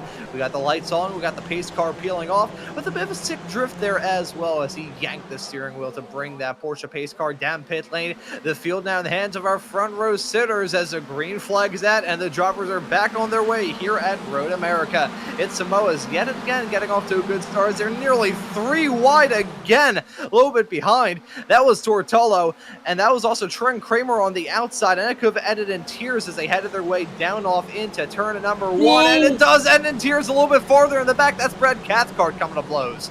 Yeah. Oh, as we see more. Oh my God! That is Josh Justice tumbling his way out of the turn. I think he got about 15 feet of air there. Holy cow! Wow. Just as you're talking about one, something else happens, and that's what happens in the back of the grid. You get one contact and you get one car flying, and it just, it starts collecting other cars. And I think that was just part of the original incident as continued on forward. And that was when Andrew Love came back onto the racetrack, went through the gravel trap, and then rejoined with no directional control of that race car, just augured straight into the side of Justice, who had nowhere to run or hide as a result of that impact. And they are crashing yet again through turn number 6. That's Jason Grider getting a bit of action as well. I think Michelle Lynn with big damage on that race car. You can see the rear left tire broken off that race car. She is done. She's going to have to tow back to pit lane at this race, as I think may have been the 213 of Mason Kunn also involved in that drama as well. I mean, we were expecting this combination to be a bit more challenging, Charles, and that has certainly proven itself to be the case, and we're not even at the end of lap 1. Yeah, we haven't even got to the hard part yet. We get our way through here, so we're working our way through the kink now. Let's make sure all of his cars get through there, and we'll see a couple cars wide. That's Antonio Reese wide back there, but safely through, as I'm just kind of keeping my one eye back there at the back of the grid. Did see a couple cars off, I think Telker, Jacobson, Cathcart, maybe Jason Perry as well. So there's a couple cars that took some extreme track limits and beyond as they were working their way through the kink. And it has been a dramatic start to this race that's nearly going to continue. Oh, wow, that could have ended in disaster. That was Grider and Adam Thompson nearly coming to blows. That will have served them right for coming into the commentary booth and meowing. Your son of it's Samoas leading this race at the present moment. Ball slotted in the lead of Spec 2. That should have been my transition. Your son of a ball is currently leading in Spec 2. That should have been the way that I should have done. But hey, hindsight is a wonderful thing. You got a bit of a pack forming at the front of this field. The drivers who have negotiated the first lap without getting struck by a falling anvil, or actually no, struck by a falling meteorite, has been the case for some of these racers. Yeah, absolutely. I just kind of, the start of this race kind of leads me back. I was watching the Ford Mustang Challenge Invitational at Le Mans over the weekend. And one of the commentators says if you get close to the front of the field, it pulls you forward. If you get to the mid of the pack, it pulls you backward. And I think that's exactly what happened there. As we take a look at a replay, some of this drama Brad Cathcart involved in earlier on. Nathan Brooker had a moment as well. This is what happened to the driver of the number 34 car in that very hectic start of the race. Lots and lots and lots of drama going on right at the start of it, and Josh Justice having the most wild ride of them all in the number 99 car. Did he ballpark it? I think he potentially might have there. Unfortunately, my replay's a little bit glitched out here, so I cannot say for sure. But he got close to it if he did. He did. He definitely got close to it. Yeah, he was several rotations in the air as he was tumbling across the track. So it was very close. And very close indeed, as Mason Kunn got involved in that drama as well in the 213. And man, this has been a very, very hectic start to this race. I don't think there's any other way to put it. It's just been absolute insanity here in the early stages, as we can see a bit of a collision involving Michelle Lindy. You see she already had the balance on that race car, banging wheels with Jason Perry and the Spider-Man mobile. So we go back to the superhero discussion once again. Trent Kramer is leading this race. And I think Felix Samoas, he's not been immune from the drama as well. He's dropped down from the race lead all the way down to 9th. Yeah, he has fallen to the back of this lead group as the 9-car pack up here. And yeah, look at York Monty all the way up to second place already as we see Samoas there just off the track and rejoining. I believe that's going into Canada corner. It is. Yeah, it just looks like the lead car there just took a little wide, and Samoas had no place to turn in. And that, I believe, unless I'm very much mistaken, may have potentially been Simon Ball maybe involved in that. I think it was. Yes, no, that was Simon Ball. Josh Wilkie, he's had a bit of rally action heading his way out of the first turn. So was Simon? Ooh, we're something to get the hiccups in the world. That was Simon Ball in the 276 car. See, the hiccup has got me to the point where I can't even read out numbers on the air. But that's an unfortunate moment for those two racers. Very tough break. As we take a look at more trauma going on, this time involving Antonio Reese. Yeah, that's coming out of the kink, and I'm going to guess he probably just carried that too wide and tried to rejoin and just loop the car around, tried to catch it, ends up on that inside wall. That is the definition of an incident in the kink. That's exactly what happens. You go too deep. And you basically go from left to right across the track, as we see Josh Justice here. And you see the same thing, and that's exactly what I was just talking about. That's exactly what I was just talking about. That is a classic kink wreck. There's nothing you can really do about it once you've lost control. The only thing that stops you is the concrete barrier. And he hit that wall in possibly the worst spot he could have. Right as that wall opened, that was when Josh Justice hit it.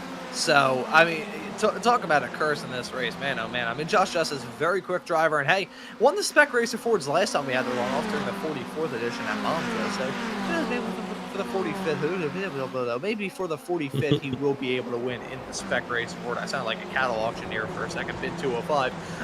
But as we take a look at these racers heading their way through the top end of the circuit, we aren't even to the start of lap 4, and it has been very, very chaotic. I don't think there's any other way that we could use to describe it, but we're starting to see some drivers at the front of the field really shuffle themselves out. It's a battle at the front as we take a look at another replay of that drama involving many racers all throughout the start of the race.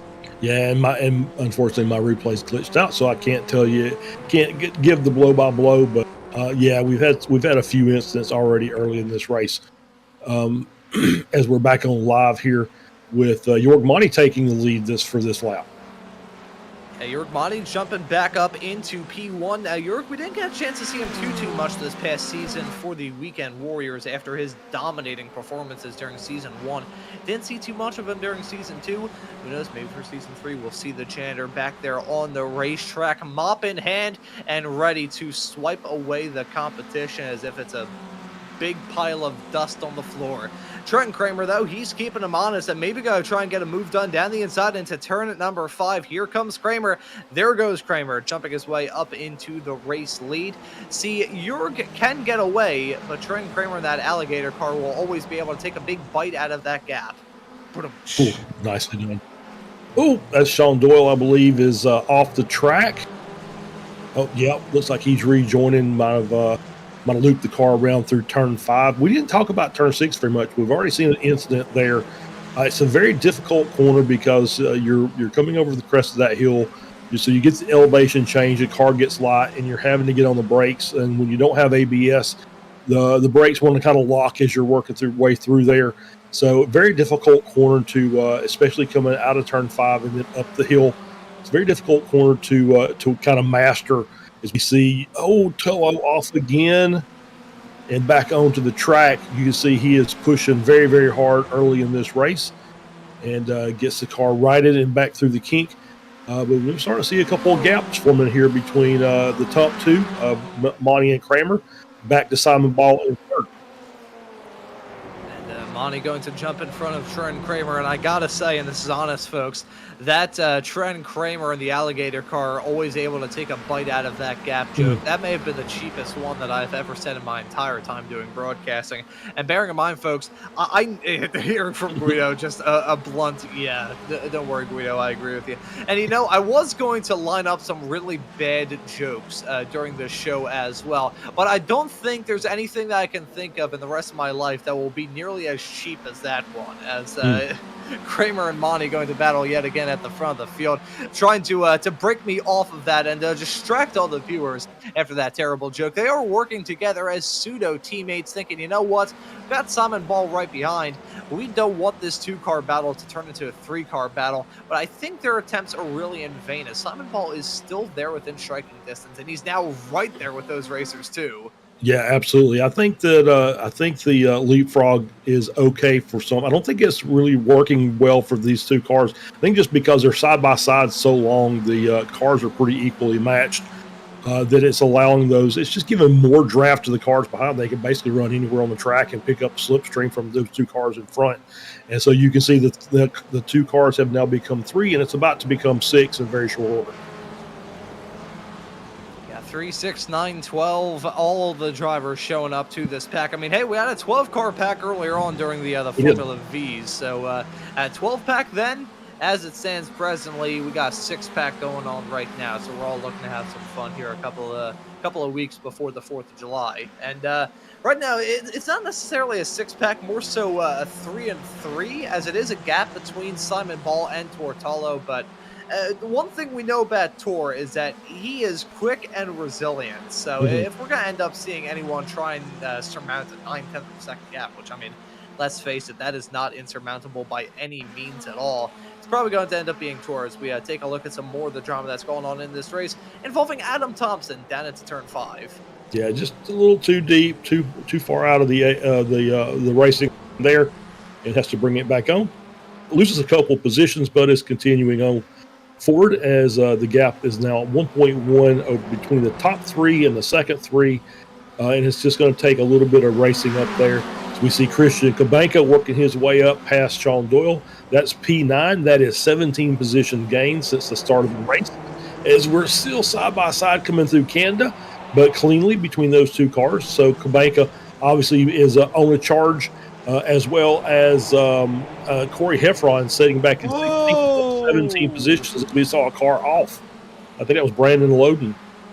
So no, that was Nate Brooker in the number 34 car. I mistook Brooker's car for the other one of Daniel Tuff, so I don't think he's actually here for the Formula Ford. It's interesting that despite being your champion, he has decided not to show up, and you can tell that car of the 34 of Brooker, I should say, really screwed up based off the fact that one of the front tires is completely broken off of that race car. But as that drama's been going on, we've had some drama at the front. We've basically inverted this pack, as now Trent Kramer slotted in 3rd, Jorg Monty remains in P2, and Simon Ball, your Spec 2 racer, is currently leading it. Now, Charles, we talked about this a lot throughout the past season here in the Weekend Warriors world. Is Jorg Monty going to look to get a move done with Simon Ball? Usually that would completely derail the point I was going to make, but it will not. Did not see a non-Spec 1 racer win at all throughout this past season in not only the Formula V's, not only the Formula Fords, but the SRFs as well. Here in the runoffs, though, may end up seeing a different case, as we've currently got a Masters driver leading and a Spec 2 driver slotted P2. Yeah, all 3 classes in the top 3. And that's the nature of this racing. Is it doesn't matter what class you're in. Obviously, there's a really good group of drivers in every class, and which makes for some really competitive races. And that's one of the things that is really great about the Weekend Warriors is winner can come from basically anywhere at any time. How many races did we see this year that the third place guy ends up being in first at the end of the last lap, just because of weird things that happen. I'm looking at Jason Green directly as I'm talking about this. He had the benefit in a couple of races of just strange occurrences, double DQs, wrecks in the final, the last couple of corners. So just all kind of oddball things that could happen, but that's what makes these races great, because it's big grid, double distance from the officials, and quality drivers up and down the grid. In this series and in the Weekend Warriors world, you can never truly say it is over until it is over. When that car crosses that start-finish line, it takes that checkered flag and wins the race, then you can say it's done. For now, though, we aren't even at the halfway mark. We've got 3 wide action heading down the start-finish stretch into turn number 1. These drivers, my oh my, I think they're going to desensitize me to 3 wide action after a certain point in time. Simon Ball just jumped into the race lead. York Monty slotted P2.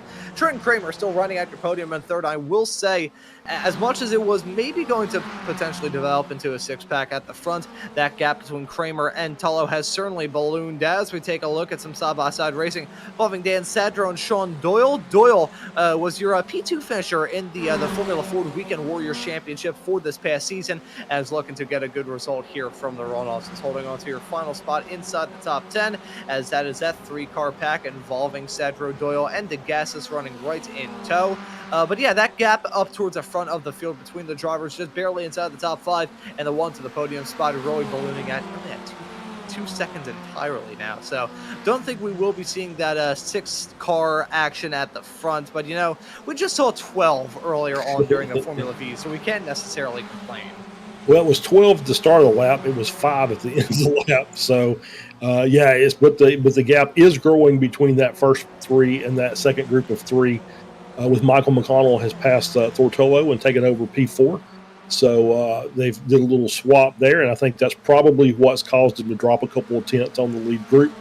When they were coming down the start-finish straight, the lead group was 3 wide. They lost about 4 tenths of a second to that second group. So if these guys stay in line and just kind of run, I think they might get a chance to get back up there. So it's not over with yet. We still got 14 minutes left to go on the race.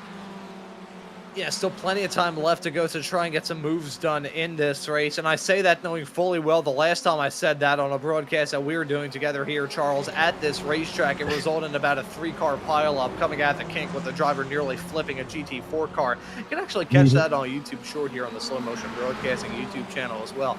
I think we already saw the flipping and the chaos at the start of the race. I think these drivers want a rather tame end to it. And looking to get it presently as we got 3 cars still close to each other, but I don't think we're going to see 3 wide. Actually, no, I can't even say we won't see 4 wide to the line.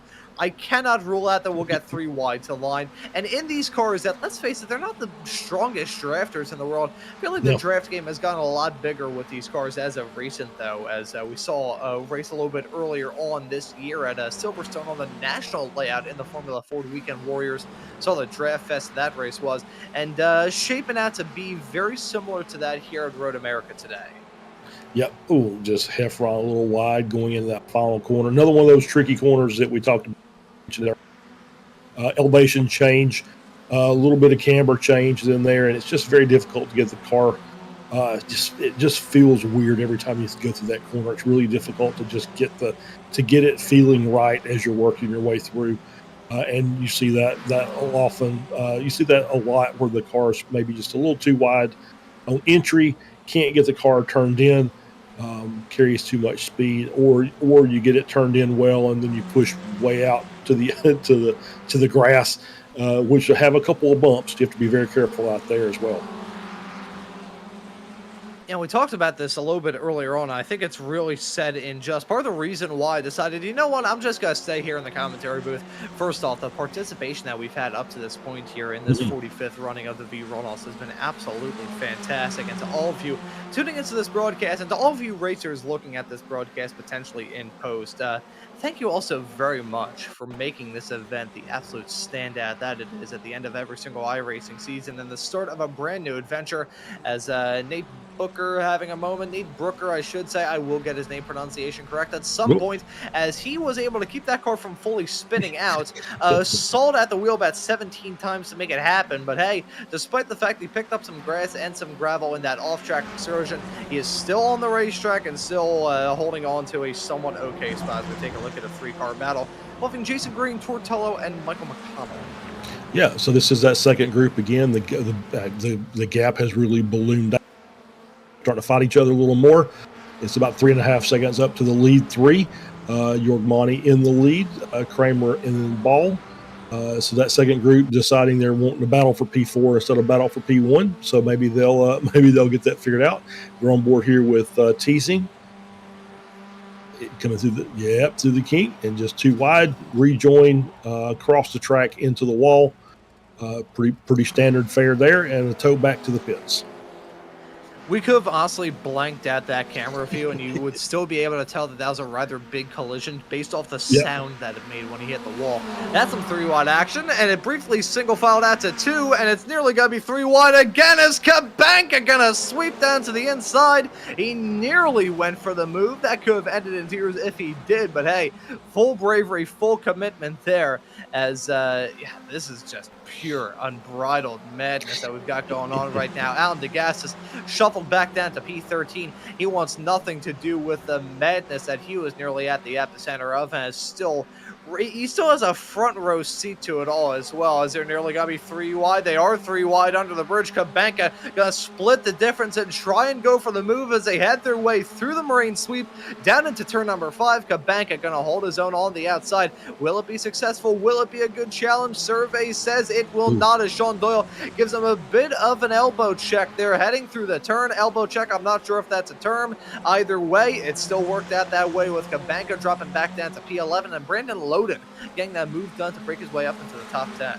Yeah, this is that battle there with Wilkie, Doyle, Loden, Cabanca, and Sadro. Degas, I think, will also be there, as well as that group starting to get a little bit bigger because of all the fighting.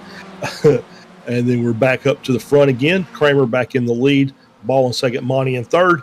And so now we've switched positions around again. They are starting to do a really good job of just swapping up down these straightaways. And you'll see P2 moves up to P1, and you'll see P3 will climb up to P2 here on the next couple of corners. And they're doing a really good job of keeping their momentum going by getting those overspeeds and making those passes on the straightaways. And we are getting slowly but surely into crunch time in this race. 21.5 minutes already done and dusted. Getting into the final 8.5. It feels a bit more rushed compared to some previous races from this championship, for the simple sake that it is 10 minutes shorter compared to some of the other races here in the FF Weekend Warriors. That's Jason Green running off into the green stuff on the outside of the kink, and learning the hard way that it does not have a lot of grip coming out of there. So Jason going to have that off-track excursion. It's still a rather close battle with himself, Michael McConnell, and Tortello. And if they start to battle a little bit harder, we may end up seeing Felix Samoas get involved in that battle soon. Instead, though, we've got 3 drivers battling hard between Cabanca, Doyle, and Loden down into the first turn. Who's going to come out the beneficiary in all this? Is looking good for Cabanca right now. He's your hard charger at the moment as well. 18 spots gained ever since the drop of the green flag. Some great stuff for him already in this race. And let's see if he will be able to hold on to that spot. Has a bit of a cushion between himself and Loden and Doyle, who are back and going side by side yet again down the stretch into 5. Yeah, we'll see. It's still a few minutes left in this race. A couple more laps to go. So battles are not done yet, but you can kind of see people are starting to be looking a little bit in their rear view. We can do this a little bit. We can't do this a lot, because otherwise we're going to invite more trouble. So I think that these guys have figured out the strategy, and we'll see if that likes of Green, Tolo, McConnell, that second group can work their way up. They got to stay straight, nose to tail. These guys can keep switching back and forth, but they've got to stay. They've got to stay lined up as we see Adam Thompson making the move on Jason Perry there down the front straight. That is for P21. So about mid pack as Thompson worked his way and catching a little wiggle there as he's through turn one. Down into Canada corner, these drivers at the front of the field go. It's Kramer in front of Ball, in front of Monty. They have completely checked out from the rest of the field. Now 4.5 seconds is a gap between themselves and Jason Green slotted in fourth. So it looks like it'll just be these drivers battling all the way to the end. And they are also, not only are they in the lead pack, they are your leaders in all three of our classes. Yep. One from each. You've got Kramer leading this race at the moment in Spec 1. You've got Ball in Spec 2 trying to take the lead from Kramer. He's your leader in that class. And Jörg Monty as well, the patient man, the Weekend Warriors veteran who, incidentally enough, my first ever interview on a Weekend Warriors broadcast all the way back in March of 2023 with our old pal Tim Cox as lead, who had no idea how to pronounce my last name at that point in time. He gave me the reins so I can interview Jörg Monty. I had no idea what I was doing because it was like my second interview ever on a broadcast, and it was like my third show ever. Jörg was my first interview, and if you could hear that interview that I did back then now compared to the demon that I've turned into on these broadcasts now, oh, how the times have changed. Yeah, absolutely. Tim's a great guy. Love doing broadcasts with him. Adam. Yeah. So, hey, I did notice that Phil Berry has towed back to the pits. Don't know what caused that, but he has dropped back into P36. I'm looking at it. I'm seeing a tow, so we'll see as we're coming down here. As we see, is that Stevie Ray going around just a little wide there, coming through one, gets the car caught back up. So good job by Stevie there. Yep. And I think that was, we don't see anything else here. It's a good run down through. Looks like that was all that we were going to catch from that. Just a little off-track action as we're back up to the front of the grid. And Trent Kramer looks like he's trying to stretch that gap just a little bit between him and Ball. And looking to hold on to it and maybe say, you know what? I like this side-by-side battling, but I like a comfortable win a little bit more. We may end up seeing him at least try to build a gap. You can try your best, but at the end of the day, the draft is just strong enough with these race cars whereby they will be stuck together as if they're made out of Velcro. So let's see if Kramer will be able to shake off the challenge, shake off the likes of Ball and Monty like a bad case of the fleas, but whether or not they will be stuck together all the way through to the fall of the checkered. Take a look at that fight involving Alan DeGassis and Dan Stadro as they had their way off through Canada corner. It looks like DeGassis and Stadro still going to be side by side down into turn number 13. That's a challenging corner to try and get right. As you can see, that was a bit of a sideways moment as another driver coming down pit lane. We're getting Thompson trophies everywhere, according to our producer Guido, and that is certainly proven by the fact that Mr. Joshua Wilkie has come down pit lane. I'm trying to think of anything that I may have said on the air that may have gotten me fired. I think he's trying to find us in the broadcast booth so he can personally fire me before the show's done. No, I don't think that's it. I think maybe that's just a standard or stop for a little bit of fuel or maybe a fast repair. We'll see how long he sits in the pits. It's beyond the fast repair point. And it looks like it's a fuel stop. And yep, and he's back out 10.5 seconds. As we see Kramer here back in front with Ball second, Monty third. Fortolo has taken the lead of that second group. As we're coming up to the final lap, white flag when we get back to the start-finish line. And I'm just kind of looking at this, Ron. You got Josh stuck in my head there. Looks like we're going to have about 17 photo finishes here because we've got cars that are just in groups of 3 all over the track. And they're just going to be racing side by side to the line. So we may have to really be on our toes here when we get down to the checker. See, I am not Josh for the simple sake that I am not a good producer, and I also don't have a basement full of maple syrup. I'm also That's not true. out there on the racetrack. He is, and unfortunate there for that pit stop to have happened to him as he's running a little bit farther in the back than he probably had in mind. These drivers, though, they're running in a rather good spot, I would say. I don't know why I turned into John Force there for a second. There's one person who will get that reference, and it will be my father tuning into this broadcast right there. Trent Kramer, Simon Ball, and Jörg Monty running P1, P2, and P3. They're coming to the white flag this time by Kramer, looking for the win. Ball, looking for the win. Monty, looking for the win as well. We talked about this a little bit earlier on during this broadcast, Charles, about the opportunity that those two running P2 and P3 have to be the first driver here since...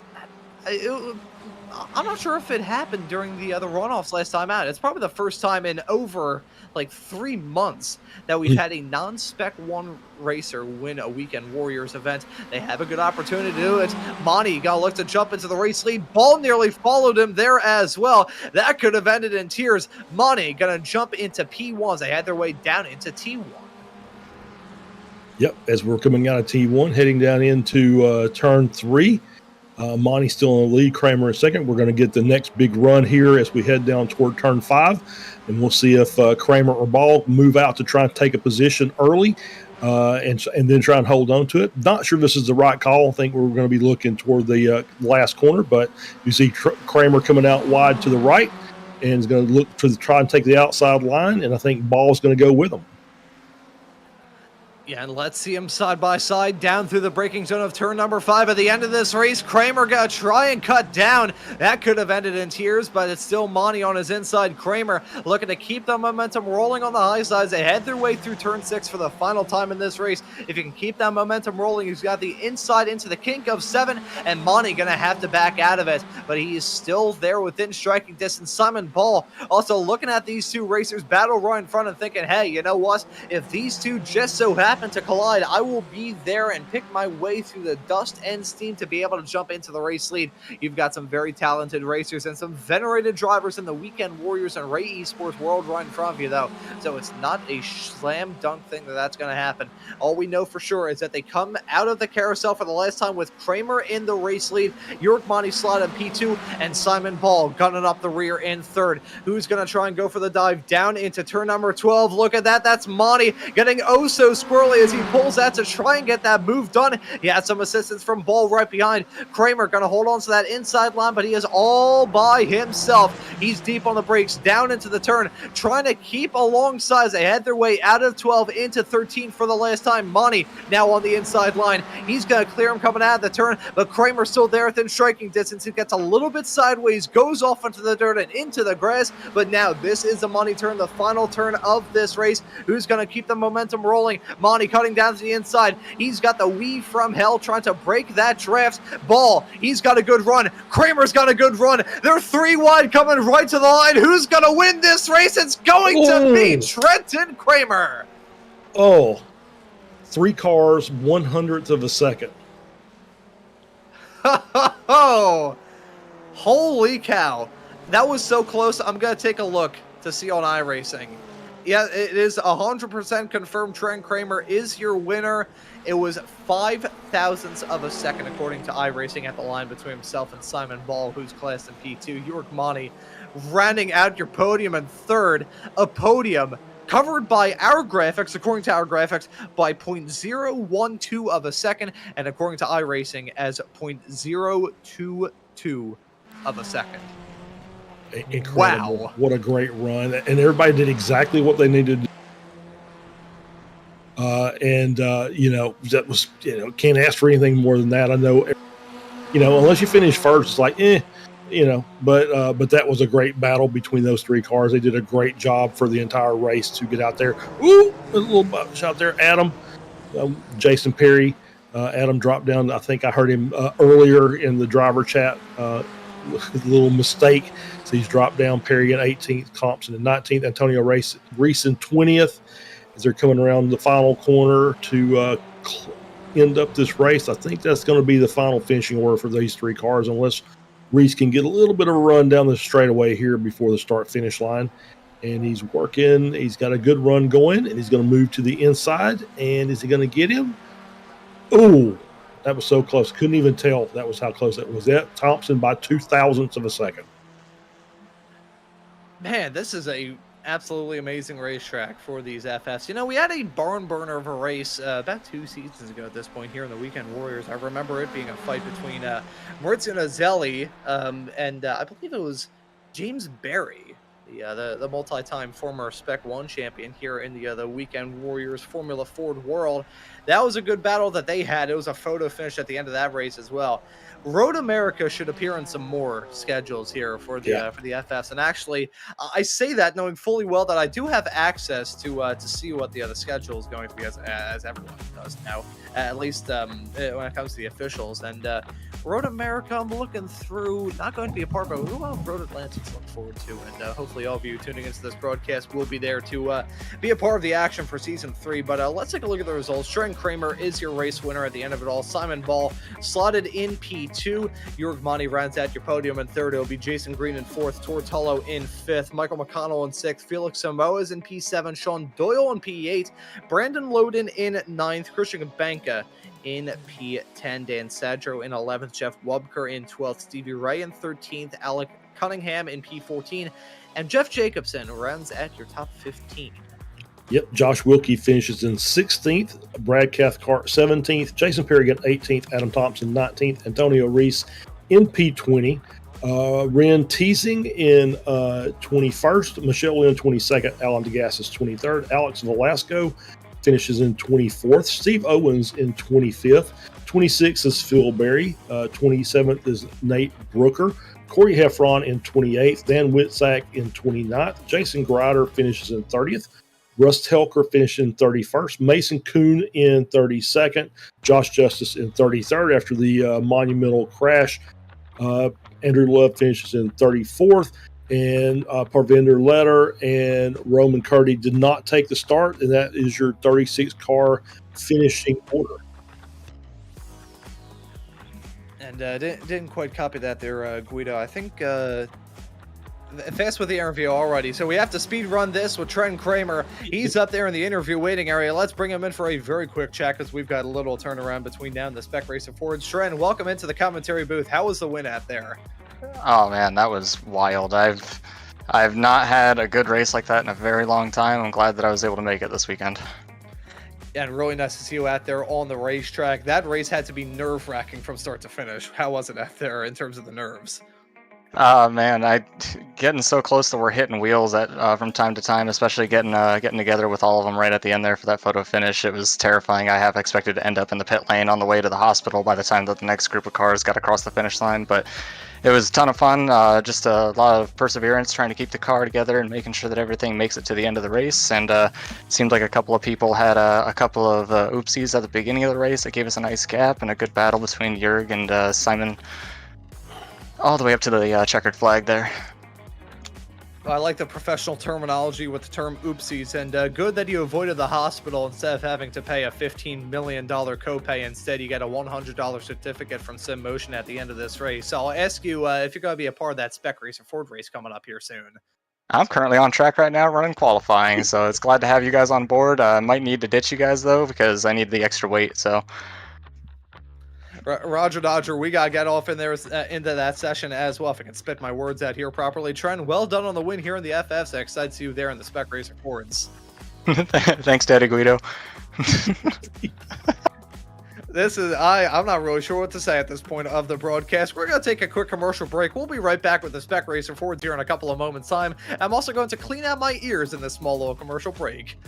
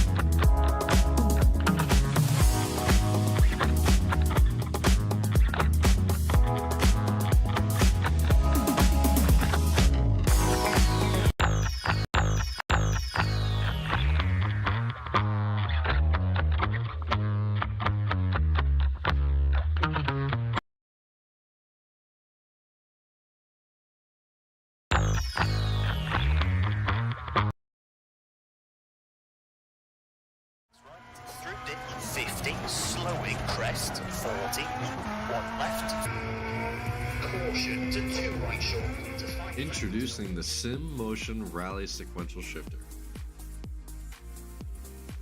Our shifter is specifically designed for sim racing enthusiasts who want to enhance their experience in the rally world using a push-pull system. Compatible with wheelbases like the Sim Magic Alpha series, V&M Direct Drive, Fanatic, and SimiCube, it can easily be installed in minutes. It also has the adjustability to suit any wheel or driver's needs. It's also plug and play with titles like Dirt Rally, iRacing, and WRC. Available now at sim-motion.com. Sim Motion has teamed up with iRacing and V&M Simulation with an extreme prize package for Season 4. To win, paint any car with a Sim Motion logo, race in 10 official iRacing events, and you are entered to win an extreme direct drive and GT wheel bundle. But that's not all. Compete in the Formula 1600 Fixed Series, win your division, and you could score this set of pedals. Gear up and get racing. The rewards are waiting.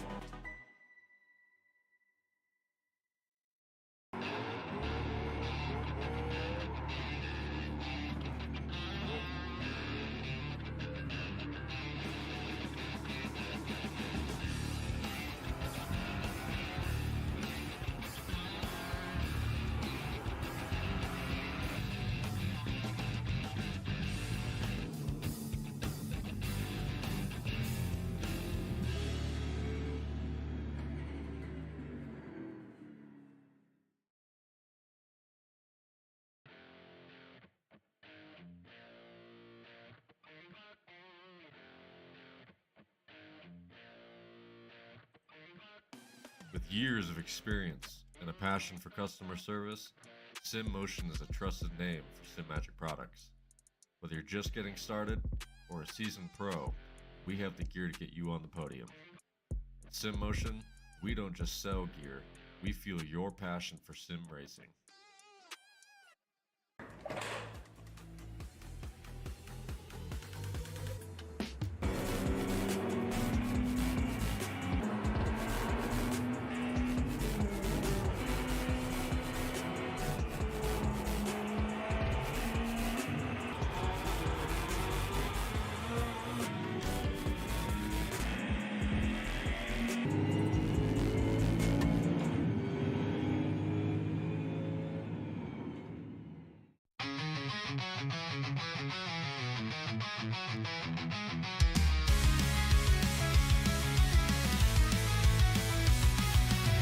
Tiny rockets low to the ground, buzzing like hornets, eating up the sound. You think it's easy, you're dead wrong. No power, no mercy, it won't take long.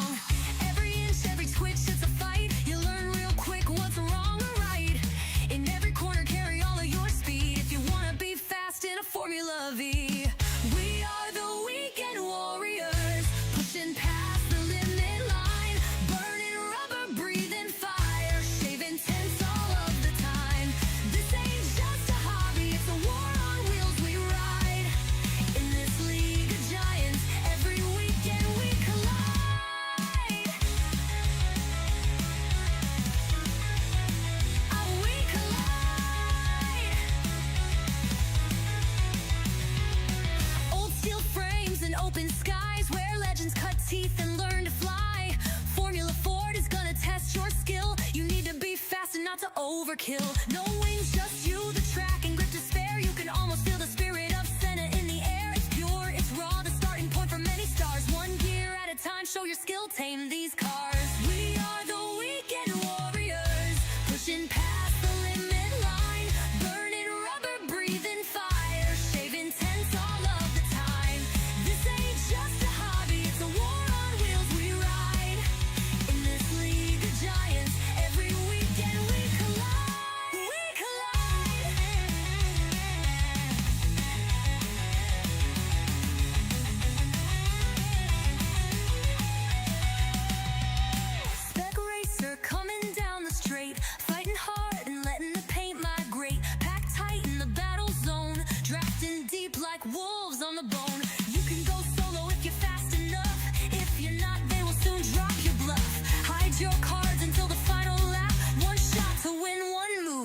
trapped.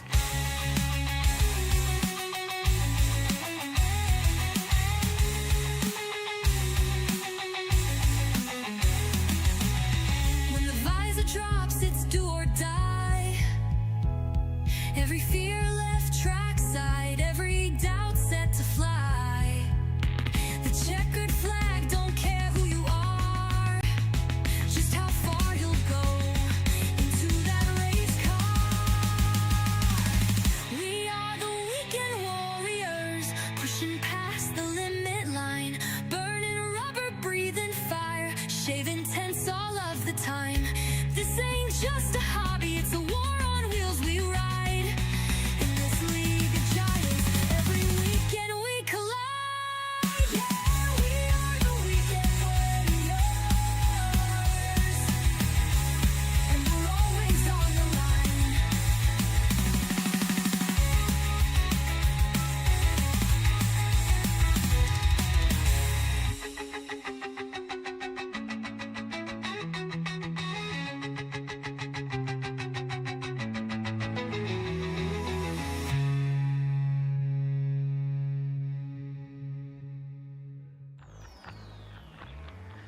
And that song that you listened to in the break can be found in the pinned comment here in the YouTube chat on this broadcast here on Slow Motion Broadcasting today. It has been a great day of racing action here thus far for the 45th V Weekend Warriors runoffs here on Slow Motion Broadcasting. But we've got one more race to look forward to, that being the Spec Racer Fords. It's myself, Maunz, and Charles Boshell with you on the call here today, with Guido Marzucchi working on the cameras and the graphics in the virtual production hauler. Well, Charles, we're back in another fantastic car and another draft car as well. The Spec Racer Ford. These things are absolutely insane in the draft, so I have a feeling that we're going to get a blend between what we saw in the FFs just a few moments ago and what we saw in the FVs a little bit earlier on. Yeah, I think it's obviously these cars are just draft monsters. We've seen so many great races where cars can come from, virtually a full second behind to make passes, and this track is absolutely designed for drafting. So it's going to make this a very, very tight race, I think, unless something happens up at the front that gives a couple of cars a gap. I think this is going to be a fight basically for the full 30 minutes of the race. So really looking forward to watching these cars go around, and we got the kink again. So that's another little another kink, actually, if you want to throw that in there, is another thing we'll have to watch out for during the race, because obviously these cars are close to, if not as fast as the Formula Fords. They're a little bit wider. They can take a little bit of bumping back and forth, but with those cars coming out of the carousel and carrying that momentum down that straight through the kink and down into Canada corner, you're going to see some pretty dramatic moves, I think, made there. Yeah, I guess see some drivers go for some interesting overtakes here at Road America. Good spot to get some moves done for sure. I mean, you've got the long straightaways into those heavy braking zones, and if there's a spot to get an overtake done, it is a heavy braking zone at the end of a long straightaway here in these Spec Racer Fords. Currently getting some times here done in qualifying. Eric Luke, this will be the first time that we see him with the red ticker. He is your champion in the Spec 2 category for Season 2 of 2025 here in the Spec Racer Ford Weekend Warriors, making that jump up to Spec 1 and already proving himself to be a very, very quick driver. I mean, we saw that throughout this season, and certainly going to be seeing that next season. But currently your provisional pole sitter, right behind him is Felix Samoes, who, despite not winning the championship in the Spec Racer Fords this season, did win it in season number 1 of 2025. So yet again, seeing him be quick. Trent Kramer, who we are interviewing as he was partaking in this qualifying session, currently slotted in third, with Phil Berry in the Cookie Monster car in the 888 picking up the crumbs in P4. So that's how it stands at the present moment here in this qualifying session, with about 3.5 minutes left to go. Still time to get some good cookers of lap times in. Oh yeah. Got another couple opportunities for some fast laps as we're on board here with Eric Luke. Congratulations to Eric for the championship and the promotion. As I always like to say, no good deed goes unpunished. You do well in Spec 2, you get pumped up to Spec 3, or Spec 1, and then so now it's just going to be a much more challenging. But he's been up in the top 5. Doesn't matter what spec he was running, so he'll be a contender again next season for the championship should he run all the races. And we've got some of our Spec Racer specialists out there. Flavio Andalo, did see Andrea Favini out there as well. So guys that we're used to seeing week in and week out in the Spec Racer races have shown up to ply their wares here for the runoffs.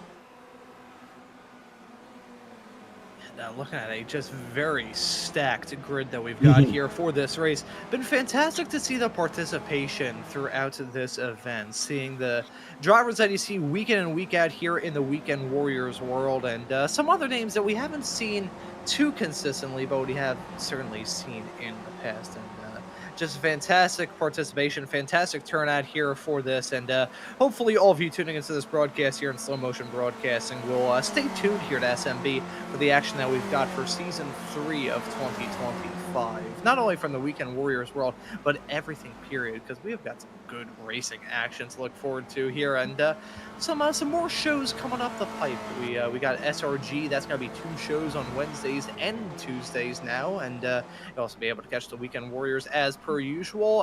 The IndyCar Championship Series run by those fine folks over there at XMS, they're about to end off their first season, and hopefully you'll be able to see the action here for Season 2 here in the other not too far off future from that championship, and some more stuff to look forward to just all around here at SMB, because there's a very good reason to subscribe and hit that notification bell so you never miss out on any of the racing action.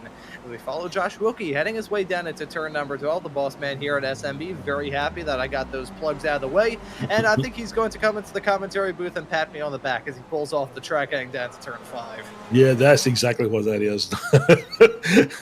No, I will agree with you. I look forward to the season, the SRG F3. Myself and the lovely and talented Mr. J.R. Gregory will be doing that race, and it's going to be fun. We're going to have some fun with it, and looking forward to it. I love the F3 car.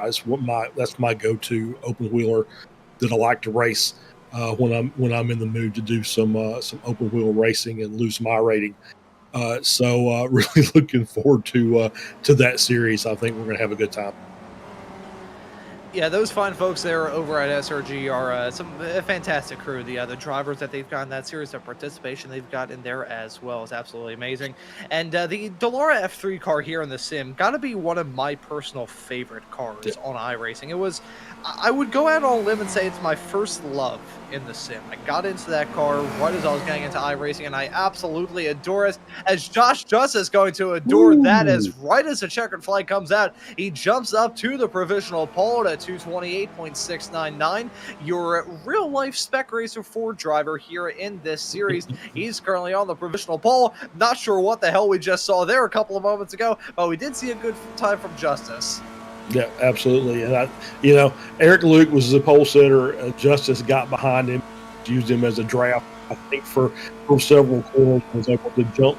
And I think that it's like Jason Green and the other could not catch the number of the other car, but over there, Jeff Jacobson, I'm hearing from Guido. Thank you, sir. Over there, just kind of banging the cars up before the race starts. They'll get a fresh car. So they'll be ready to re-racing here in just a minute, but I think their qualifying obviously is done for this round, and we're on. Oh, excuse me. Reese up to P4. Good run by Antonio in the silver. Switched over, and then Jason Perry, he's coming around. Let's see if his time is going to improve any. Is he working his way out of the final corner up the straightaway, headed to the start-finish line, and looks like he's got personal best sectors in 2, 3, 4, and 5. Let's see what this last one looks like. Yeah, and Jason Perry crossing the line right at the end of this session. He jumps up to P13. That's a good improvement from him right at the end of this qualifying session. Will be in a pretty alright spot come time for the start of this race. Is Dan Sadro.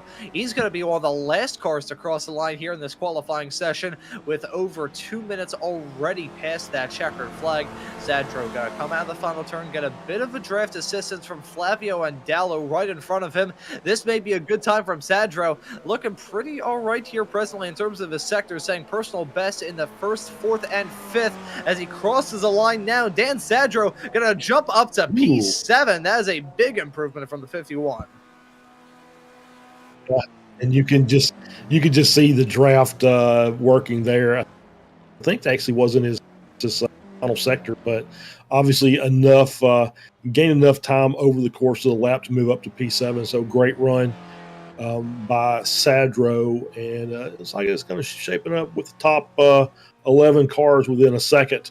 So we might be in for a pretty good race here. I think it's going to be much tighter at the front, at least to start. Like I said, unless we end up with some kind of incident that separates those lead cars, we may be in for a battle from the start of this race to the very end.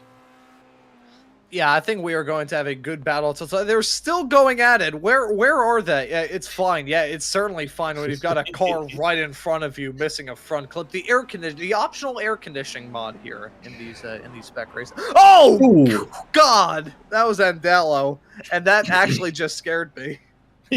Yeah, that was a full speed run right into the. As we see Favini over there parked as well.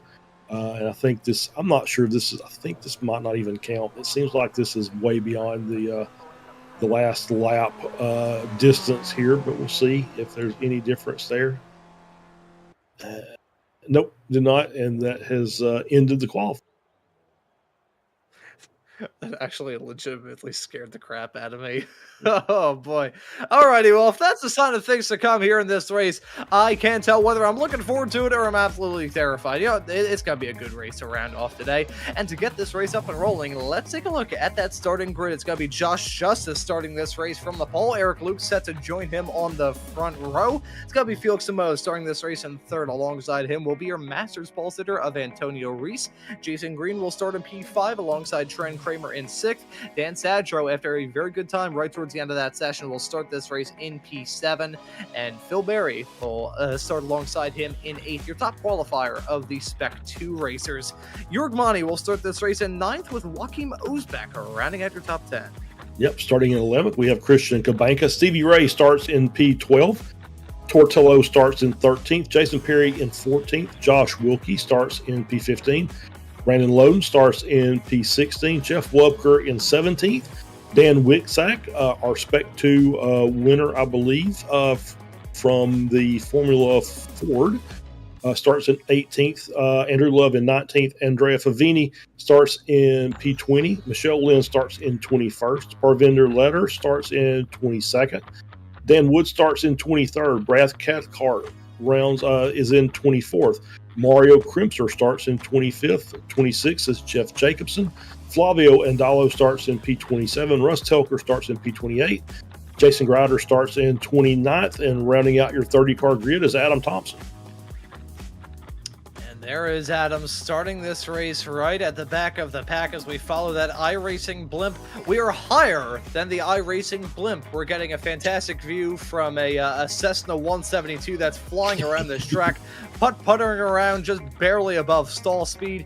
That's funny. I remember one time tuning into an old IndyCar race that was being held here. I think it was may have been 1996 or 1997. I can't remember exactly what year it was, but regardless, there was I think it was the Budweiser plane that they had flying above tracks for a certain period of time. I'll have to get a photo of it, because a photo of this just small little like single engine plane flying above a racetrack instead of having the somewhat sophisticated-ish technology of a blimp flying around the track. It just threw me for a loop. I would love to see more aerial technology. You know, we've got drones, we have blimps, we've had planes in the past. I want to see a camera of a racetrack taken from a hot air balloon. That would be a good camera shot. That would be a good camera shot. Yeah, it gave you a great view view of this, how just of this track is. And yeah, it's going to be a fun race with Josh Justice, Eric Luke on the front row. Obviously, same kind of thing applies. 30-minute race, 2 fast repairs, 3 classes all racing against each other. First lap packed up. It's going to be critical to find yourself some clean racing room. Get your tires up to temp, get your brakes up to temp. You can see Telker there rolling around and trying to get his tires warmed up as my phone goes off. And we're heading down into turn 5 to get this race started. And I was thinking, like, oh no, did I click on something on my computer? I didn't know if I clicked on a soundboard or what. Just saw a random puff of dust just fade its way off the track as they had their way down into turn number 5. Lots of bizarre things coming out here, but before we grab the green of this final race of the day, we've done this for the Formula Vees and the Formula Fords, and we'll do it for the Spec Racer Fords as well. During this past season, we had some absolutely fantastic partners here in the form of Bobby West and West Tech eSports Racing, his own Instagram page that you can catch. It's I was going to read out the app, but then I remember that my eyes don't really work as good as eyes as they really should. But Bobby West was the sponsor earlier on. Mr. Joshua Wilkie sponsored one of the broadcasts a little bit earlier on, which is interesting because it's his own company. Cloud Valve Company and Eric Luke were the sponsor for 4 weeks during the spring stretch of April. And then from the 6th round all the way through to the end of the season, we had support from Alliance Autosport sponsoring the second half of this season. And one person who I forgot to mention during the Formula Fords is Juan Garcia, who's a sponsor at Knock Hill.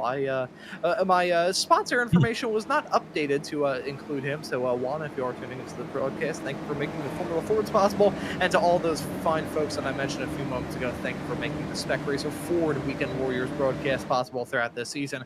And for one final time during this broadcast, should be noted that the sponsors of today's broadcast of the 45th Weekend Warriors vRunoffs include Sim Motion, who will be giving $100 certificates to all 3 of our overall race winners, as well as Sim Stickers, who will be providing some wonderful certificates to these racers at the end of the day for their wins overall and their wins in their classes as well. So with the business taken care of, we can get into the fun of the racing action. There's a honey bucket on the inside of turn number 12, which may be a spot of drama for this race coming up. We saw it in the Formula 4s. We saw a bit of it in the Formula Vs. Let's see how lap 1 goes here for the Spec Racer Fords. These cars, they're bigger than those Formula Vs, much bigger than the FVs, in fact. But they have just about as strong of draft as those FVs have. So this is going to be a super fun way to round off this race. Got a 30-minute long race in front of us here for the final event of this event. And let's see how this race is going to go. Waiting for that green flag to come out here in a few moments. I'm going to send our pole sitters off into turn number 1. That pace car down pit lane. The green flag is out, and the drivers are on their way. It's a bit of a stack up early as here comes Felix Samoas, sticking at 3 wide already. That right there is Josh Justice in the middle. Eric Luke looking to try and make something work on the outside. They had their way down into turn number 1 at the very start of this race. Who's going to win out in that battle of the last late breakers? It will be Eric Luke leading out of turn number 1. Yep, good start so far. Haven't seen anybody collected or crashing out as we're still 3 wide going down to 2. It's into 3. Way down in there, that right there was Jason Perry nearly locking up and wiping Joaquin Osbeck off the track. I think he did have a puff of smoke coming off of those tires, but it could have ended so much worse for those racers down into turn number 3. Now we've got the long flat-out blast into turn number 5, and Trent Kramer looking to utilize this spot as an overtaking opportunity. Now on the inside of Antonio Reese down into the 5th turn. A lock up there from Jason Green. He goes off the track. Oh, more drivers locking up. That's Wilkie. That's Stevie Ray, all going off the track as they had their way down into turn number 5. These Spec Racer Fords so hard to try and manage the brakes as it's side by side between Reese and Trent Kramer coming out of turn number 6. That's not usually a spot you see racers battle, let alone make contact, as it looked like Kramer was trying to do a bump and run on Reese down into 7. Yeah, absolutely. But Reese hangs on to 3rd position, and that's put a little gap between the top 2 and then 3rd on back. So Reese is going to have his work cut out for him. He's got to get that car back up and close that gap as quickly as possible. Don't want to let those top 2 get away. Yeah, let's not have a breakaway is probably the agenda that everyone has. Meanwhile, Eric, Luke, and Felix Samoes are like, you know what? Let's break away. We don't want more cars involved in this. We have seen some big packs form in these races, and Felix Samoes has been a part of all of them, as that was an attempted overtake, and it worked out well. That was a monster move. Who was that going for the overtake there on, I believe... I think that was Dan Wood. There's Justice off. Bang! There's Justice into the wall. Yeah, that's not good. Too much. He took quite a bit of damage when he hit the wall there. You can see these cars are obviously struggling a little bit. People getting the car stopped going into these heavy braking zones because there's only a couple of them, but you have to get them right.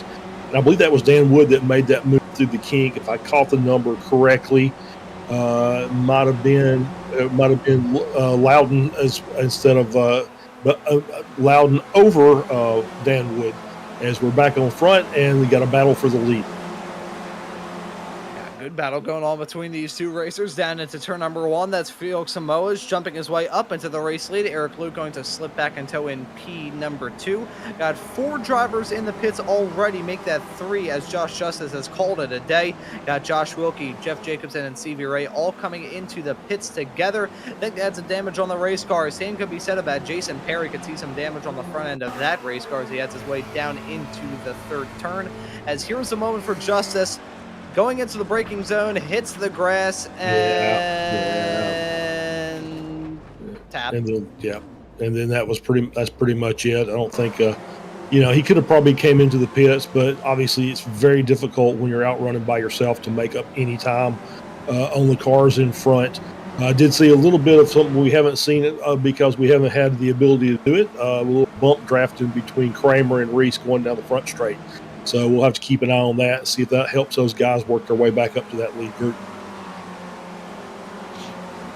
As we take a look at these drivers running P1 and P2, trying to break away from the rest of the field, as here's a moment with Josh Wilkie. He was involved in some drama in the earlier stages of this race, and he got hit from behind. Yeah, big contact from behind, and nothing he really could have done there. Yeah, it looks like, I was going to say, Stevie Ray just with a mistake there. Oh, and the two bosses are going to have a discussion after hours in the paddock between those two guys on that incident. But obviously, all in good fun, and they'll settle it, and it'll be over and done with. It's just a race. Is all it is. It's just a race. As these two checking out from the rest of the pack, it's Samoas and Eric Luke with their own shopping carts trying to go into that checkout lane and say, hey, thank you very much, I'll take this and get out of Dodge. Trent Kramer and Antonio Reese, they may start the battle as well. They're starting to break away. So we got 2 cars, and then we got 2 right behind, and there's a fly flying around my screen. We're in that point of the summer, folks. Whenever you open the door, there will be insects flying in, and one's trying to get into my mouth right now. So I'll pass it off to you, Charles, before I end up inhaling a fly. Yeah, no problem. Samoa's still in the lead over Luke. They've got a nice almost 2-second gap back to Reese in 3rd. He's got Kramer in tow, and then you see the battle with Cabanca looking to take the position over Phil Berry, and that's the guy that we have to watch out for, Christian Cabanca. Very, very quick in these race cars, and so he'll do everything he can to try and close that gap, and they make that a 3-car group or a 4-car group behind the lead too. May see a little more action up toward the front as we see this big group of cars here as we're going to get a replay here. And this is Russ Telker. Anybody got on Andrea Favini or Andalo?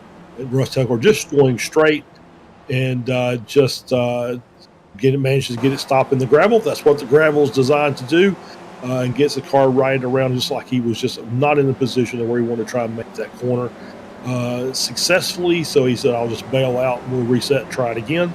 And we're back on board here as we see another car off in the gravel. I think that is Sadro that's off and rejoining. So P15, he's going to lose a few positions there as he just kind of messes the corner up coming through turn 5. He's now in front of Brandon Loden and Michelle Lynn Andrew Love as we work back up to the lead group. With still the same order, the top 4. Cabanca now up to 5th, Phil Berry in 6th, Tortello in 7th, Jorg Monty in 8th, Jason Green in 9th. Jason Perry rounds out your top 10. Some very fast drivers in that bottom half of the top 10 there. We'll see if they can start settling themselves out, and maybe we'll have a couple more drivers join that group up with Kabanka and see if they can make any headway going up to try and catch Kramer up in P4. It looks like that gap's about 1.4, and you see again with Kramer giving Antonio Reese the bump draft down the straightaway there heading into Canada corner. I'm shocked this fly can live, considering the amount of... Oh! Ooh. That's Phil Berry losing it down into turn at number 12. A simple off-track moan from him going to cost him a boatload of time and a couple of spots as well. The Cookie Monster car taking a bite out of that gravel trap as he heads his way out of the top end of the circuit with a little bit of lost time, it should be said, and all of that. I was just going to say, I'm absolutely dumbfounded that this fly that's wandering my room can actually live with the amount of hot air that comes out of my mouth during one of these shows. As we take a look at this moment with Daniel Wood losing it down, he locked up the brakes yet again. The brake lockup's rather big fixture thus far in this race. That's not the first one we've seen. That certainly won't be the last either. Oh, there we go. Coming down into turn 1 there. Barry on the inside, Green on the outside. Successfully navigated, and Green but off the track. Didn't slow him down too much. Like he's still got the nice draft from Jorg Monty in front. He's going to slip back behind Phil Berry, and I think that is Joachim Osbank. So, oh, no! There's a spin. That was Jason Perry, and I believe that was Jason Green that got turned. Oh man, that's a big moment there from Green. It's not going to go over too well for him as he drops down like a rock. Sadro and Loden also swapping spots just barely inside the top 15 as well. But it is a big moment to have here around this racetrack as we take a look at there. It was himself and Perry coming to blows. And he hit the wall there as well. That is a big tap of the wall, and that's probably going to take Jason completely out of it. Yeah, I think that's it. I think he's already towed back, and my guess is he's probably done for the day. As we get the replay again, it's just a little pit maneuver. He's just got on the corner there, and Jason struggling was out there on the exit curbing and needed to get back on the track, and just no room for him to move over, and Jason Perry with a little turn. As we take a look at a moment involving Dan Whitsack and the 113 car down into the turn, you could see that car of oh no! Oh, that was so close to having it be a save. Looped it a little bit and then getting it. Oh wow! Okay, Flavio Andallo needs a change of pants after that moment. That was very close quarter stuff with him as well. Yeah, absolutely. That was not the greatest rejoin in the scene work. I saw one at 24-hour yesterday. Two car that almost took out several other vehicles after a spin. So it's it happens sometimes, but you got to be very careful. You have to know where the you got to be looking at your relative to know when cars are coming around before you try and make a maneuver like that. Luckily, everybody clear. As you said, Favini probably not real happy about it, but he lives on to fight another day. He's up in P9. So he's still out there in the top 10 and still has a chance to make up some of that time. We're back up to the front of the grid. As much as it was bad news for those drivers involved in some incidents, I do have some good news to share here on this broadcast.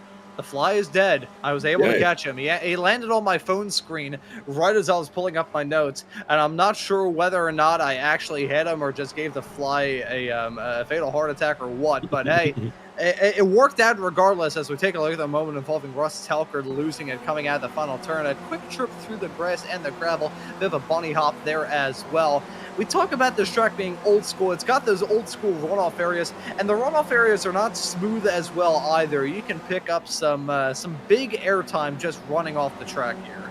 Yeah, absolutely. You sure can. You could just see it where a couple cars going through the and then on the outside, I've seen cars, 4 or 5 feet in the air outside the final corner coming onto the straightaway.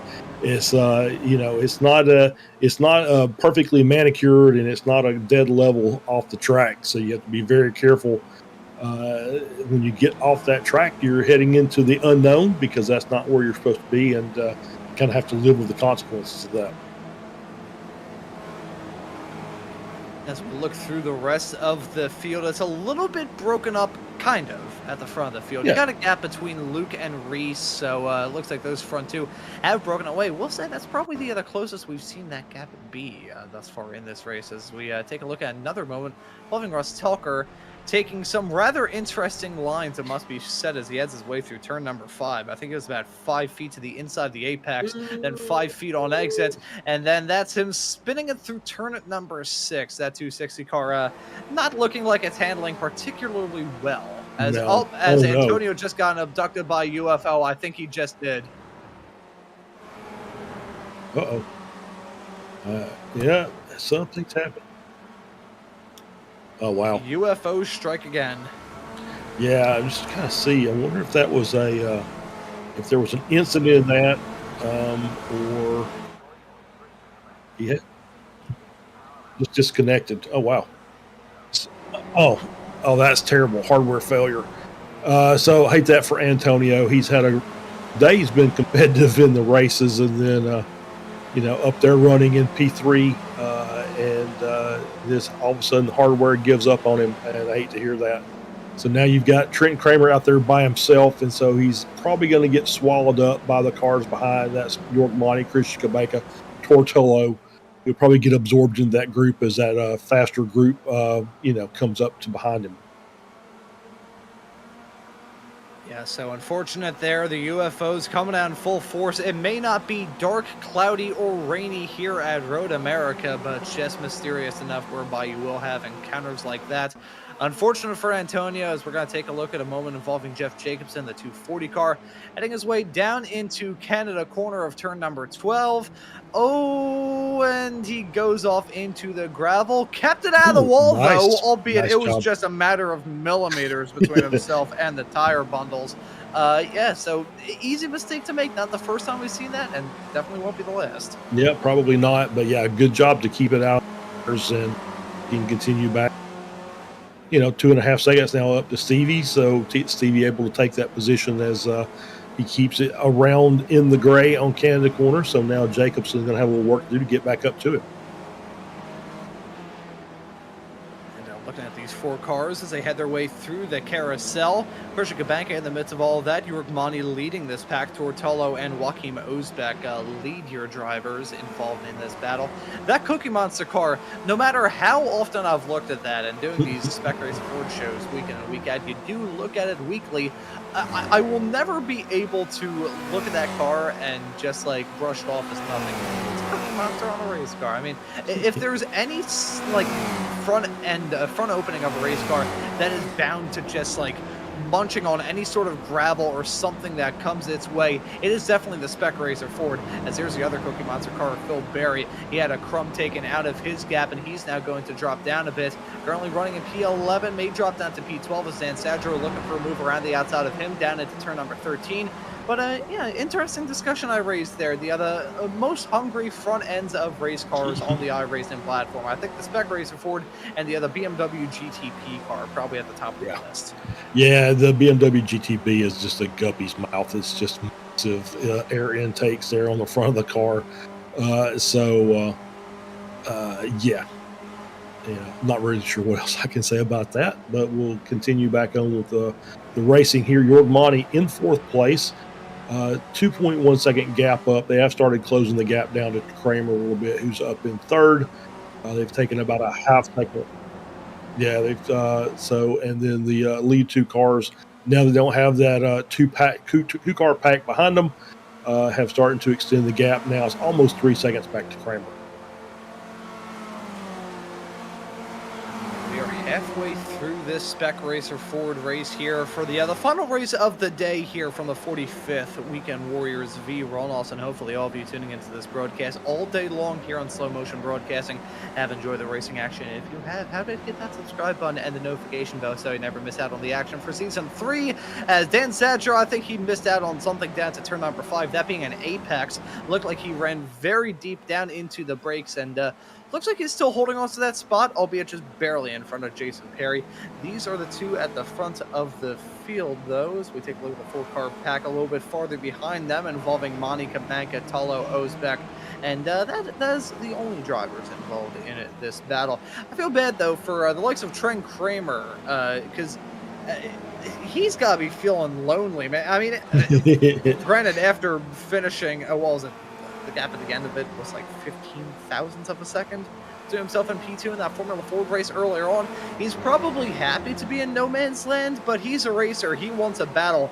As it stands presently, he is about as far away from anybody as anybody is on this racetrack. Yeah, I think he's going to end up with going to be for his third position, and it's going to be with the cars behind him. They are slowly closing that gap. I thought they would have really just kind of jumped on him since he lost his draft partner in Antonio Reese. I would have thought they would have jumped on him pretty quickly, but he's done a really good job. He's putting the pace out there. But I think it's almost inevitable that they'll end up going to catch him before the race is done. And that's going to be a 5-car pack, and that's going to be for P3 overall. Don't know if they get there in time. Maybe they can make a charge to the front, but as it stands now, the gap's up to 4 seconds between second and third. So I'm sure that's going to happen because we see Kabanka moving up to that lead group, or the lead of that group, and he's now up into P4. So running pretty good at the present moment. Let's just wait and see, though. So we have a lot of time left to go in this race for these drivers to get some moves done. And yet again, realizing how lengthy this track is. I mean, Road America, I wonder where it lists in terms of the longest purpose-built racetracks here in the world at the present moment, because we added in the second longest here in the sim for this brand new season of iRacing with Bend down there in Australia. That's, I think, 5-ish miles potentially. This track is 4 miles on the nose on the configuration we're running at, so it is a rather lengthy facility. And if it wasn't, whoa boy, we nearly saw a big stack up came down to turn number 5. I was just gonna say, if this track wasn't as blindingly quick as it is, we would probably have lap times potentially over the 3-minute barrier. I wonder how many chicanes you would have to have around here to have a 3-minute lap at Road America. That has got me thinking in my head, and whenever I start to form a cohesive thought and the gears start turning in my head for the first time in 20 years, that's usually a sign that there are bad things. Yeah, I don't know. I know it's like, as you said, 4 miles. It's about the same length as Spa, so it's and Spa is fairly long, in consideration of the European tracks. Obviously, Le Mans not necessarily a purpose-built track because it does use public roads as well. Nürburgring is, as we see Stevie Ray and Jeff Jacobson battling there for P22. I heard Guido with Forza Ferrari. So are we talking about Monza? I think Monza is 3 miles long or something like that. I don't think it's quite as long as the other ones, but as we see the little bit of a struggle there through Canada corner. Jason Perry, Andrea Favini, and back we get a replay here. Yeah, they both went wide. That little follow the leader between the 22 and the 27 of Loden and Favini, both kind of just missing Canada corner to the outside as we get that gap. Yep, that gap now in that pack is down to 1.2. So the chase is on as we see Uzbek moving up there into the second position in that group. That's P5 overall, with Jorg Monty still leading.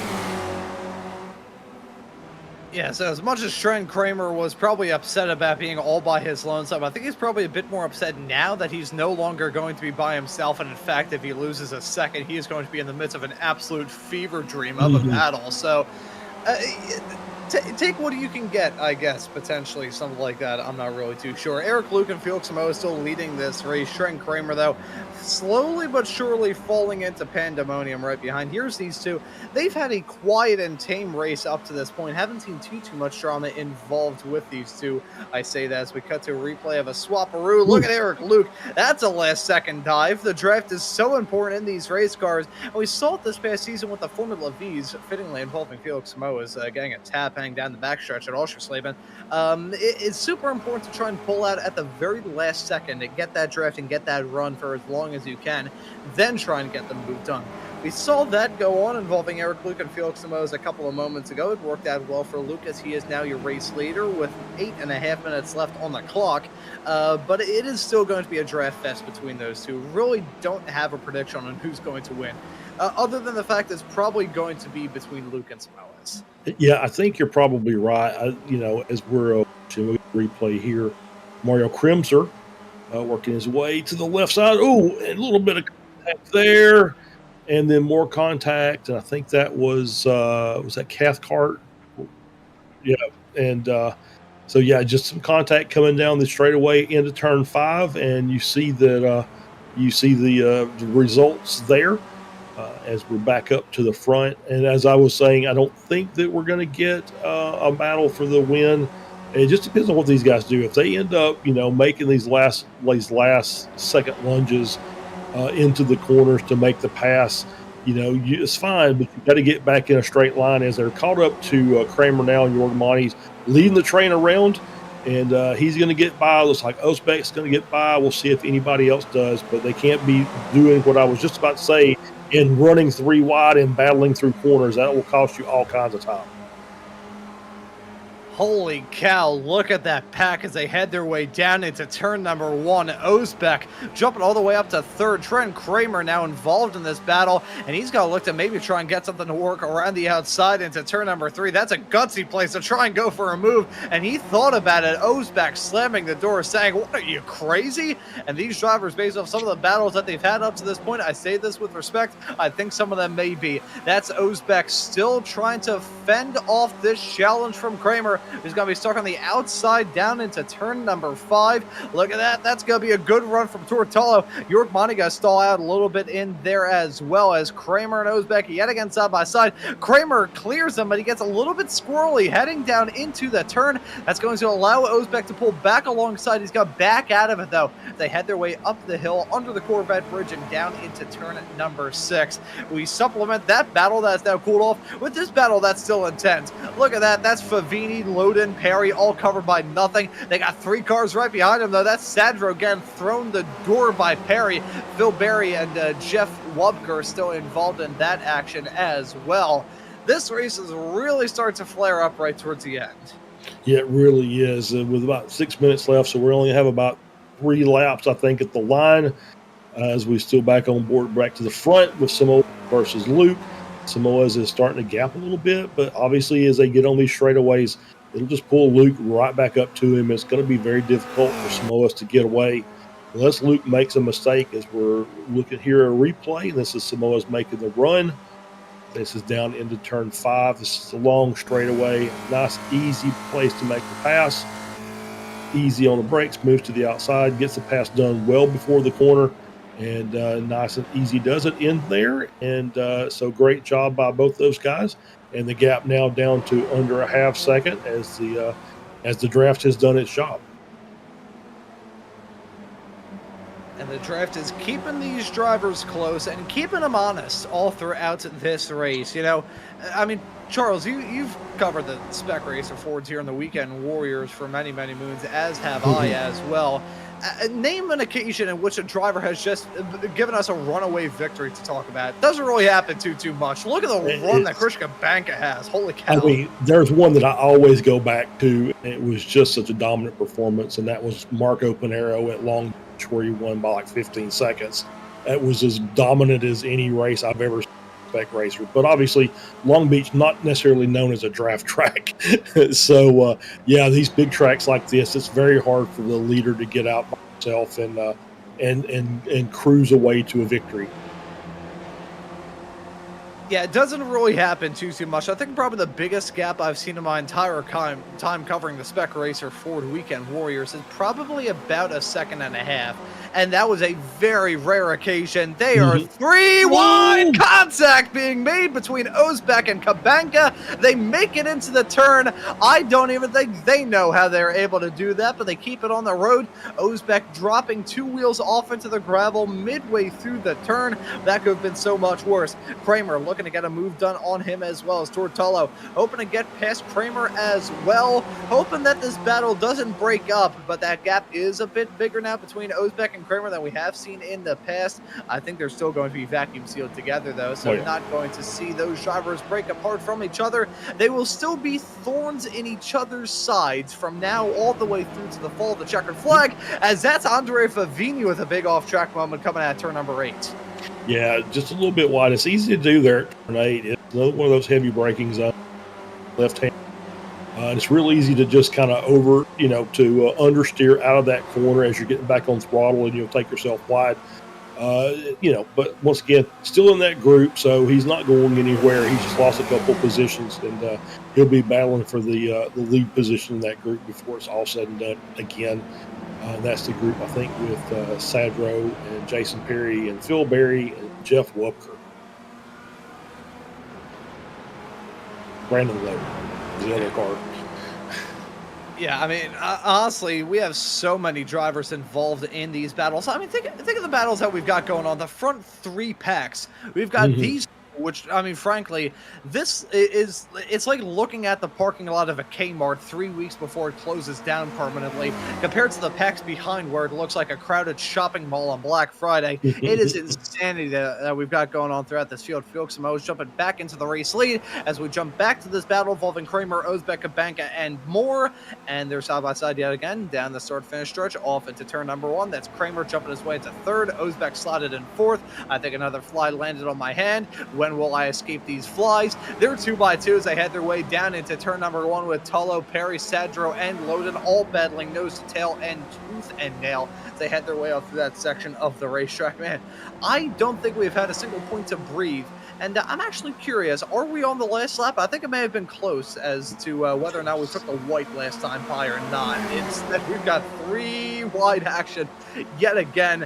These drivers are not giving us a single point to rest. There's no question or shadow of a doubt about it. They're trying to kill us off. Gabanka going for the move down the inside into turn number 5, but here comes Kramer. Look at that over-under coming through turn number 5, and he's going to jump his way up, get the 2-for-1 deal right towards the middle end of the racetrack.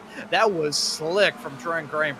Yeah, a little BOGO action by Kramer there. Buy one, get one, and was able to make that move 2 spots, and he's back up to P3, and we might want to check that front group just in case we do have a checker coming up, and just to make sure.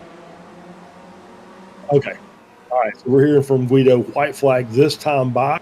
So we'll have 1 lap left, and as this battle rages on here, looks like we've got a little bit of a gap there between Osbeck and Jorg Monty, but I think that'll close up again as well once we get back on the straightaway. The draft will do its job, and we'll be able to settle in and watch this final lap with the top 2 there, Samoas and Luke, leading. And now we get to the point of the race where we have to ask that $600,000 question. Where is it appropriate to get a move done? Do you go for it down to Canada Corner, or do you wait in the run-up to the line to try and get an overtake done there? I wonder if there's not, if there is enough time coming out of the final turn. I think we'll get a good view of it this time by taking a look at Eric, Luke, and Felix Samoas heading their way onto the start-finish straightaway. I think there's more than enough time for these drivers to draw alongside. Eric Luke going to jump in front of Felix Samoas and take that white flag. Yeah. It's a matter of seconds, but the white flag is in the air. 1 more lap of racing action. Whenever we have these close calls, you got to start to think about fuel. Eric Luke going to slip back in tow from Felix Samoas after setting his personal best lap of the race last time by. They are 3 wide right behind. They're nearly 4 wide as well. Jorg Monty nearly making it 4 down into turn number 1. These 3 still got to give us a good battle to talk about you. Oh boy, that could have ended in tears with Ozbek coming up blows with Gabanka. A small little tap, a nudge, and a rub down into turn number 1. They are still going hard. That is Ozbek and Kramer battling tooth and nail down to turn number 3. That's going to be Ozbek jumping in front of Kramer for now. Eric Luke and Felix Samoas, they're swapping spots a little bit farther up this straightaway down into turn number 5. That's Eric Luke jumping into the race lead in front of Samoas as they head their way off into the mid-sector for the final time. Yeah, and Luke is out front. I think Samoas is in the driver's seat, though. I think P2 is the place to be. And as we were talking about earlier, Trent Kramer's off. It's another falling anvil. It's another UFO. Trent Kramer's gone as well. Oh, what a blow on the final lap of the race with a chance to get the final spot of the podium. And I think Samoas is in the prime position. I think the last corner is where you want to get your run, set your car up, get a good exit, and make that run down the start-finish straight to get the to take the checkered flag. So we'll see it right here really quickly. As they head their way out of the carousel for the final time, it's Eric Luke leading Felix Samoas by 1.5 down into the kink.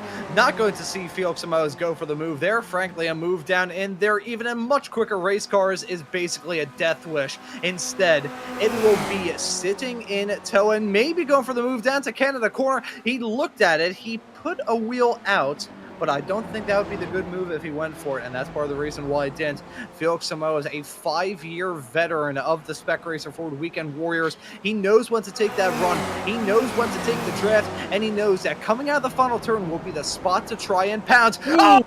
Money coming to blows. That was himself and Tortolo coming to blows out of turn number 12. That's going to result in Monty dropping down like a stone thrown into a pond through the field. But we jump back to the front of the field. Follow Eric Luke and Felix Samoa on the run up to the line. Samoa is taking that run. It's a photo finish at the end of this race, and Samoa is going to win it by 11 thousandths of a second at the line. Yeah, here we go with that second group. It's coming up around the hill. And we're going to get Christian Kambanka taking P3, Ozbek in 4th, Tolo in 5th. And then we've got a battle there between Sadro and Perry. I think Perry got that. He did. Sadro in 7th, Loden, Berry, Wubker, Favini. York Monty finishing all the way down in P12 after we saw the incident there in Canada corner. Got Andrew Love, Andalo Witzak Wood. And that's your top 16. As the rest of the cars come across the track. But yeah, what a great run up at the front. And that was picture perfect. That's exactly what Samoa's did. Not really much Luke could do. He could have tried to throw a block and maybe hindered him a little bit, but I think that was pretty much just inevitable that Samoa's going to get that run. Yeah, that was bound to happen. I'm sure Eric Luke probably went for that move thinking that Felix was maybe going to try and go for it down into Canada corner. As we got photo finish at the end of this race between those two, that's Stevie Ray and Jeff Jacobson. That's a couple of hundredths of a second between those racers at the very end. Mario Kremser, based off the fact that he crossed the line going about 30 compared to the rest of the field, I'm sure he was probably out of gas coming to the end of this race. Man, though, that was a brilliant finish and a brilliant day of racing action here from the 45th Weekend Warriors vRunoffs. All of you tuning into this broadcast here on Slow Motion Broadcasting, I hope you've enjoyed it, because man, I certainly have doing this broadcast. Charles, I'm sure you have as well in the commentary booth. It was just such a great day of racing action at the end of it all. Yeah, this is exactly what you expect from Road America with these cars. This is why the SCCA is there every year, right?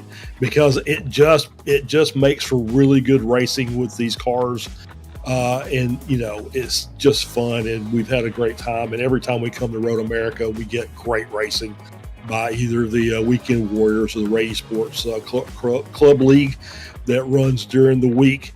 And so yeah, absolutely fantastic all the way around. And it was exactly what we expected. And here are the final results from the final race of this day of brilliant action. Felix Samoas takes a checkered flag. He is your winner at the end of it all. Eric Luke finishes in P2. Look at that gap between those two. And bearing in mind, folks, that was after a race that was over 30 minutes long. 15 thousandths of a second at the end of it. Awesome stuff between those two. Christian Kambanka walks away from this race with a podium, so well done to him. Joachim Ozbek will finish in 4th. Tortolo is classed in P5 at the end of it. Jason Perry slotted in 6th.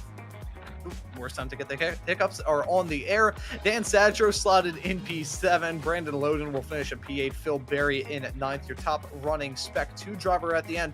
Jeff Wubker, your top running Masters, will round out your top 10. It's Andre Favini in P11. York Monty in 12th. Andrew Love in P13. Flavio Andalo in 14th.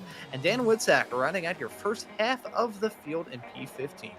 Yep, Dan Wood finishes in 16th. Pardon their letter finishes in 17th. Michelle Lynn 18th. Brad Cathcart in 19th. Jeff Jacobson rounds out your top 20. The boss Stevie Ray in 21st. Mario Kremser 22nd. Trenton Kramer 23rd. Antonio Reese 24th. Both with connection/hardware issues. Russ Telker in 25th. Jason Green 26th. Josh Wilkie 27th. Josh Justice 28th. Jason Grider, JG1, finishes in 29th, and Adam Thompson ends up finishing 30th of 30-car field. And I think we have interviews coming, and then we'll hand it back to Ron. And I think we do have some drivers looking to have a chat with us at the end of this broadcast. I can see Eric Luke up there in the interview waiting area. I think I will drag Eric in to have a chat with us first, because he had a brilliant race here at Road America. Eric, welcome into the booth. And man, that race looked really, really fun from our perspective here in the commentary booth. So how was it from behind the wheel? First and foremost, congratulations to Felix. I do want to submit my request that he be tested for PEDs. I'm just saying, the guy is just he is just too fast. We kind of got bundled up at the start, and I found myself in the lead going out of one, and Felix is right behind me. I begged him not to pass me. He didn't listen. And what my plan was is just, I know Felix is pretty fast solo. Probably a tenth or so quicker than me without a draft. So my whole goal was just to stay behind him to try to break the pack in behind us. And once we did that, it was just kind of, okay, where is he strong? Where is he weak? Where can I make the pass? Where can I make it stick without killing both of us?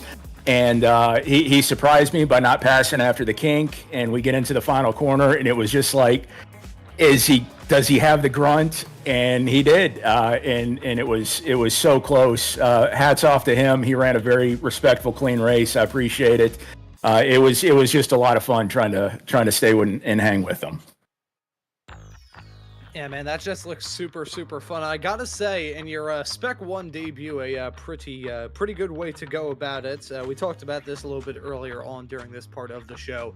After winning it in this past season in Spec 2, gotta be making that leap up into Spec 1 for Season 3 of 2025. So, looking to see you contend potentially for a Spec 1 championship this summer. What are your thoughts heading into the new season? It's going to be very, very difficult. The guys in Spec 1 are insanely fast, and I do everything I can to stay with them. I've done a lot of practice with the car and trying to maintain a consistent pace, and I think that has allowed me to kind of stay with these guys. The draft certainly helps as well. I'm itching to get a number one overall win. Hopefully it'll come next season, but I definitely do look forward to it. And like I said, against this field, it is incredibly, incredibly difficult to do.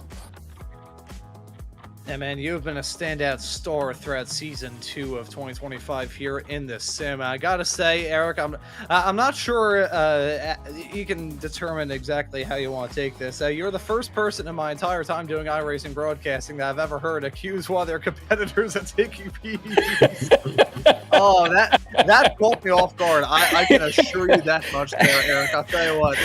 As was said by Richard Childress one time in reference to Larry McReynolds, you intimidated the damn intimidator there, Eric, for that comment to me. But we'll let you give thanks or shouts out before we let you go and push for that drug test to be given a Felix. Again, thanks to Slow Motion Broadcasting and you guys for putting on a fantastic show. Thank you to Stevie Ray and the Weekend Warriors for setting this up, for running the league and taking the time to do it. I know it can be a giant pain in the 4 points of contact, and he grinds through it. I am truly appreciative. And big shout out to Cloud Valve and to Felix for the overall win. And I appreciate everything, guys. And thank you as well for joining us in the commentary booth, giving me one of the most fantastic quotes I've ever heard from a driver, and also making some of the broadcasts possible this past season for the Spec Racer Ford Weekend Warriors. Eric, always nice to see you out there on the racetrack, and excited to see you out there for Season 3. Take care. And that right there was Eric Luke, and one of the best interviews that I've ever had the opportunity to conduct in my entire time doing sim racing broadcasting. Charles, I will give you the microphone to have a chat with somebody. Who do you want to talk to? Well, let's bring in our race winner, Felix Samoas, and we'll have a chat with him and discuss his side of the story here for this race. And Felix, congratulations on the race win. It's kind of what you expect for Road America. It's draft, make the move at the right time to get the win, and that's exactly what you did today. Hi. Yes. For all the races, it's the same. I got a bit bad luck on the Formula Ford race. Got pushed wide at Canada corner. I mean, it happens. The other guy outbroke himself. And then in this one, me and Eric, we broke away from the rest of the pack. For a while, Trenton and Antonio, they were. I mean, I don't know if they were bumping or leapfrogging, so they kind of kept the distance. But once Antonio went out, he had bad luck there. Then we pulled away, me and Eric, and then it was just a matter of not doing any mistake until the last lap, and then Yeah, I think they were actually doing a little bit of both. I think I did see them do some bump drafting down the straights, but obviously they did a couple of position swaps. But then obviously the hardware failure by Antonio, and then Trenton got caught up with it as well at the end, but he'd already got caught up in that next group. But once again, it's kind of a standout victory for you, and of course, obviously, being in P2 coming in that last corner was probably as much of a key as anything else. Yes, and to be honest, when we exit the last corner, I thought Eric had enough run on me, because I didn't have. I mean, the last corner was the corner that I struggled the most, and Eric was having a better exit. So coming to the end of the last lap, I was debating with myself: do I pass him before Canada corner? Do I try to go ahead or not?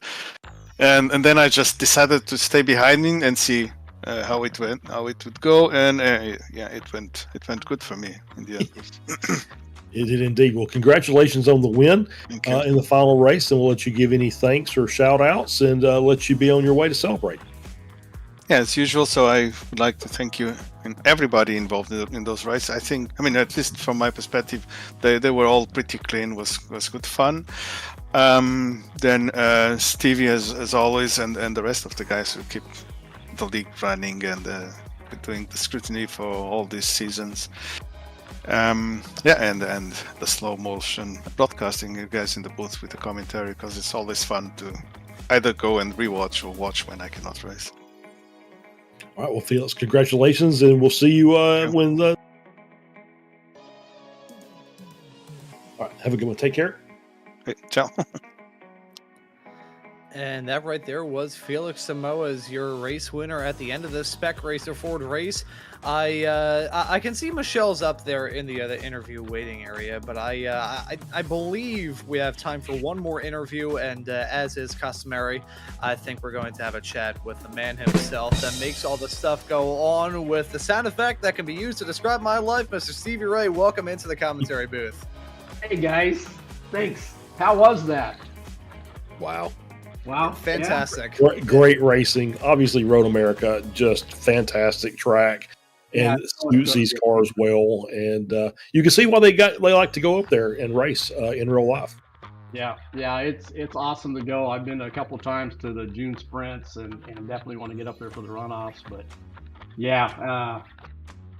race, I kind of embarrassed myself there in the SRFs. Lap one, I didn't heed what I had warned everybody else about, and took out anybody but Joshua after all the work he did on it, and there's Joshua. So my apologies. I had a chat with him there in the green room for a second, but oops.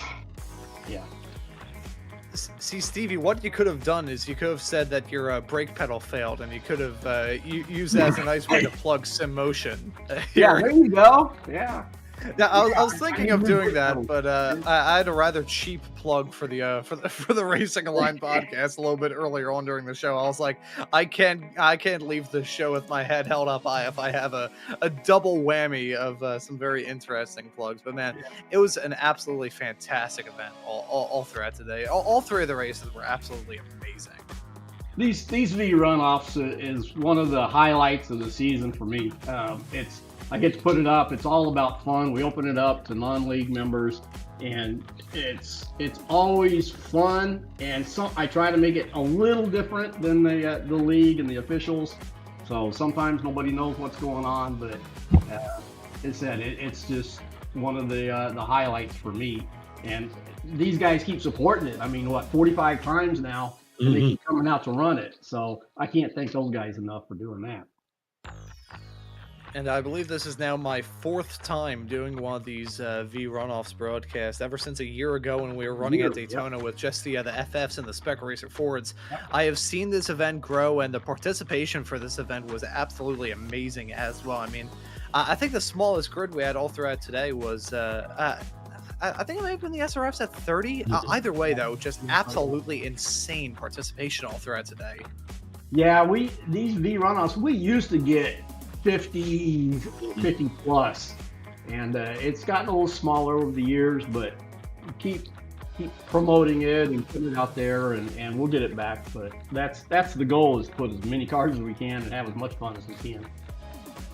I think Guido is very happy about that, because if we had 60 cars in this race, I'm not sure how his computer would be able to handle that. And frankly, I think if that happened, my computer probably would have burst into flames. Yep.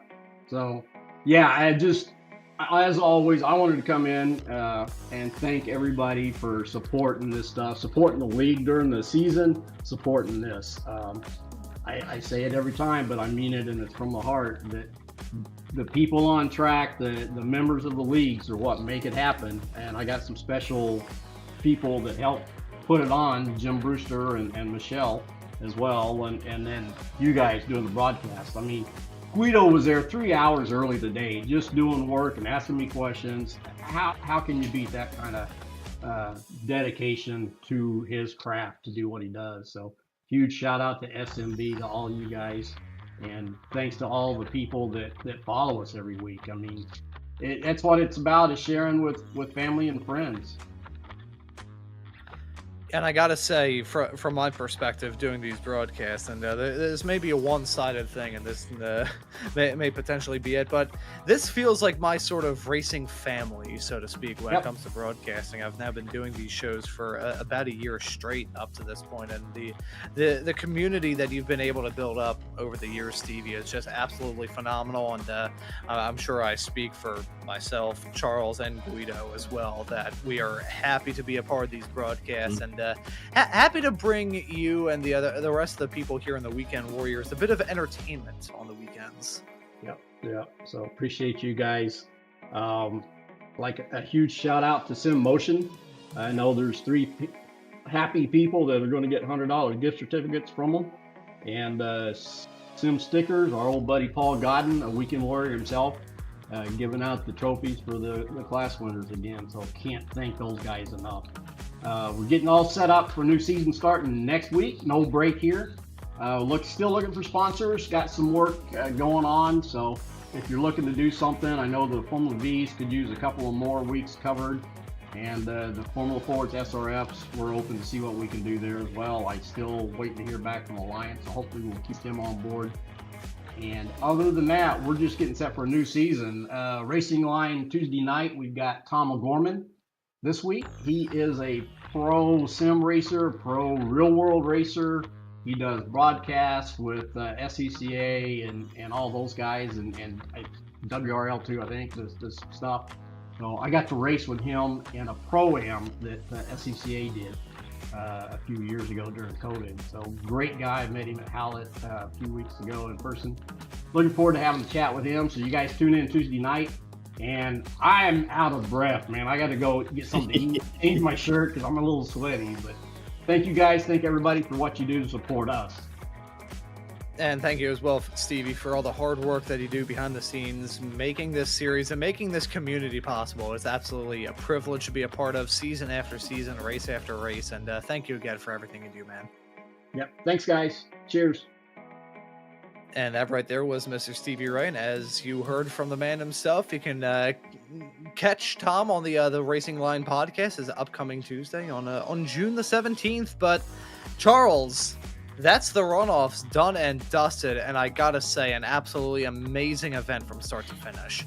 Yeah, fantastic racing. I love the runoffs. Obviously, we bring all the cars come back all the drivers come back, and then we pick up some new drivers that hopefully come in and race with us in the future. And that's kind of part of the deal with the runoffs. Is this is kind of the end of the season bragging rights, some good prizes, and hopefully we pick up some newcomers for the next season, and they stay in and they continue to run with us, and it just makes the league grow, and that's what it's all about. So yeah, absolutely fantastic racing today.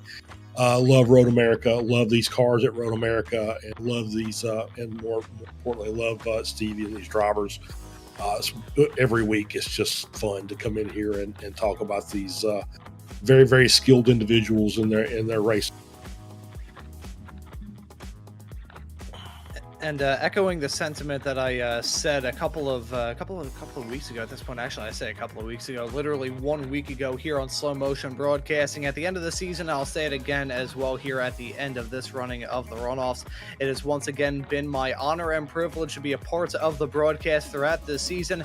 And looking ahead to season 3 here on Slow Motion Broadcasting and in the Weekend Warriors world, we have got a lot of racing action to look forward to. The Weekend Warriors, you can catch the FVs on Saturdays and the Formula Fords and Spec Racer Fords on Sundays. Sim Racers Group has some shows on Wednesday and Tuesday nights now throughout the summer. You'll be able to catch some action with the XSLR Series. XMS IndyCar Championship Series is still yet to run their season finale this upcoming Thursday. And one more thing to mention here as we're right towards the end of the show.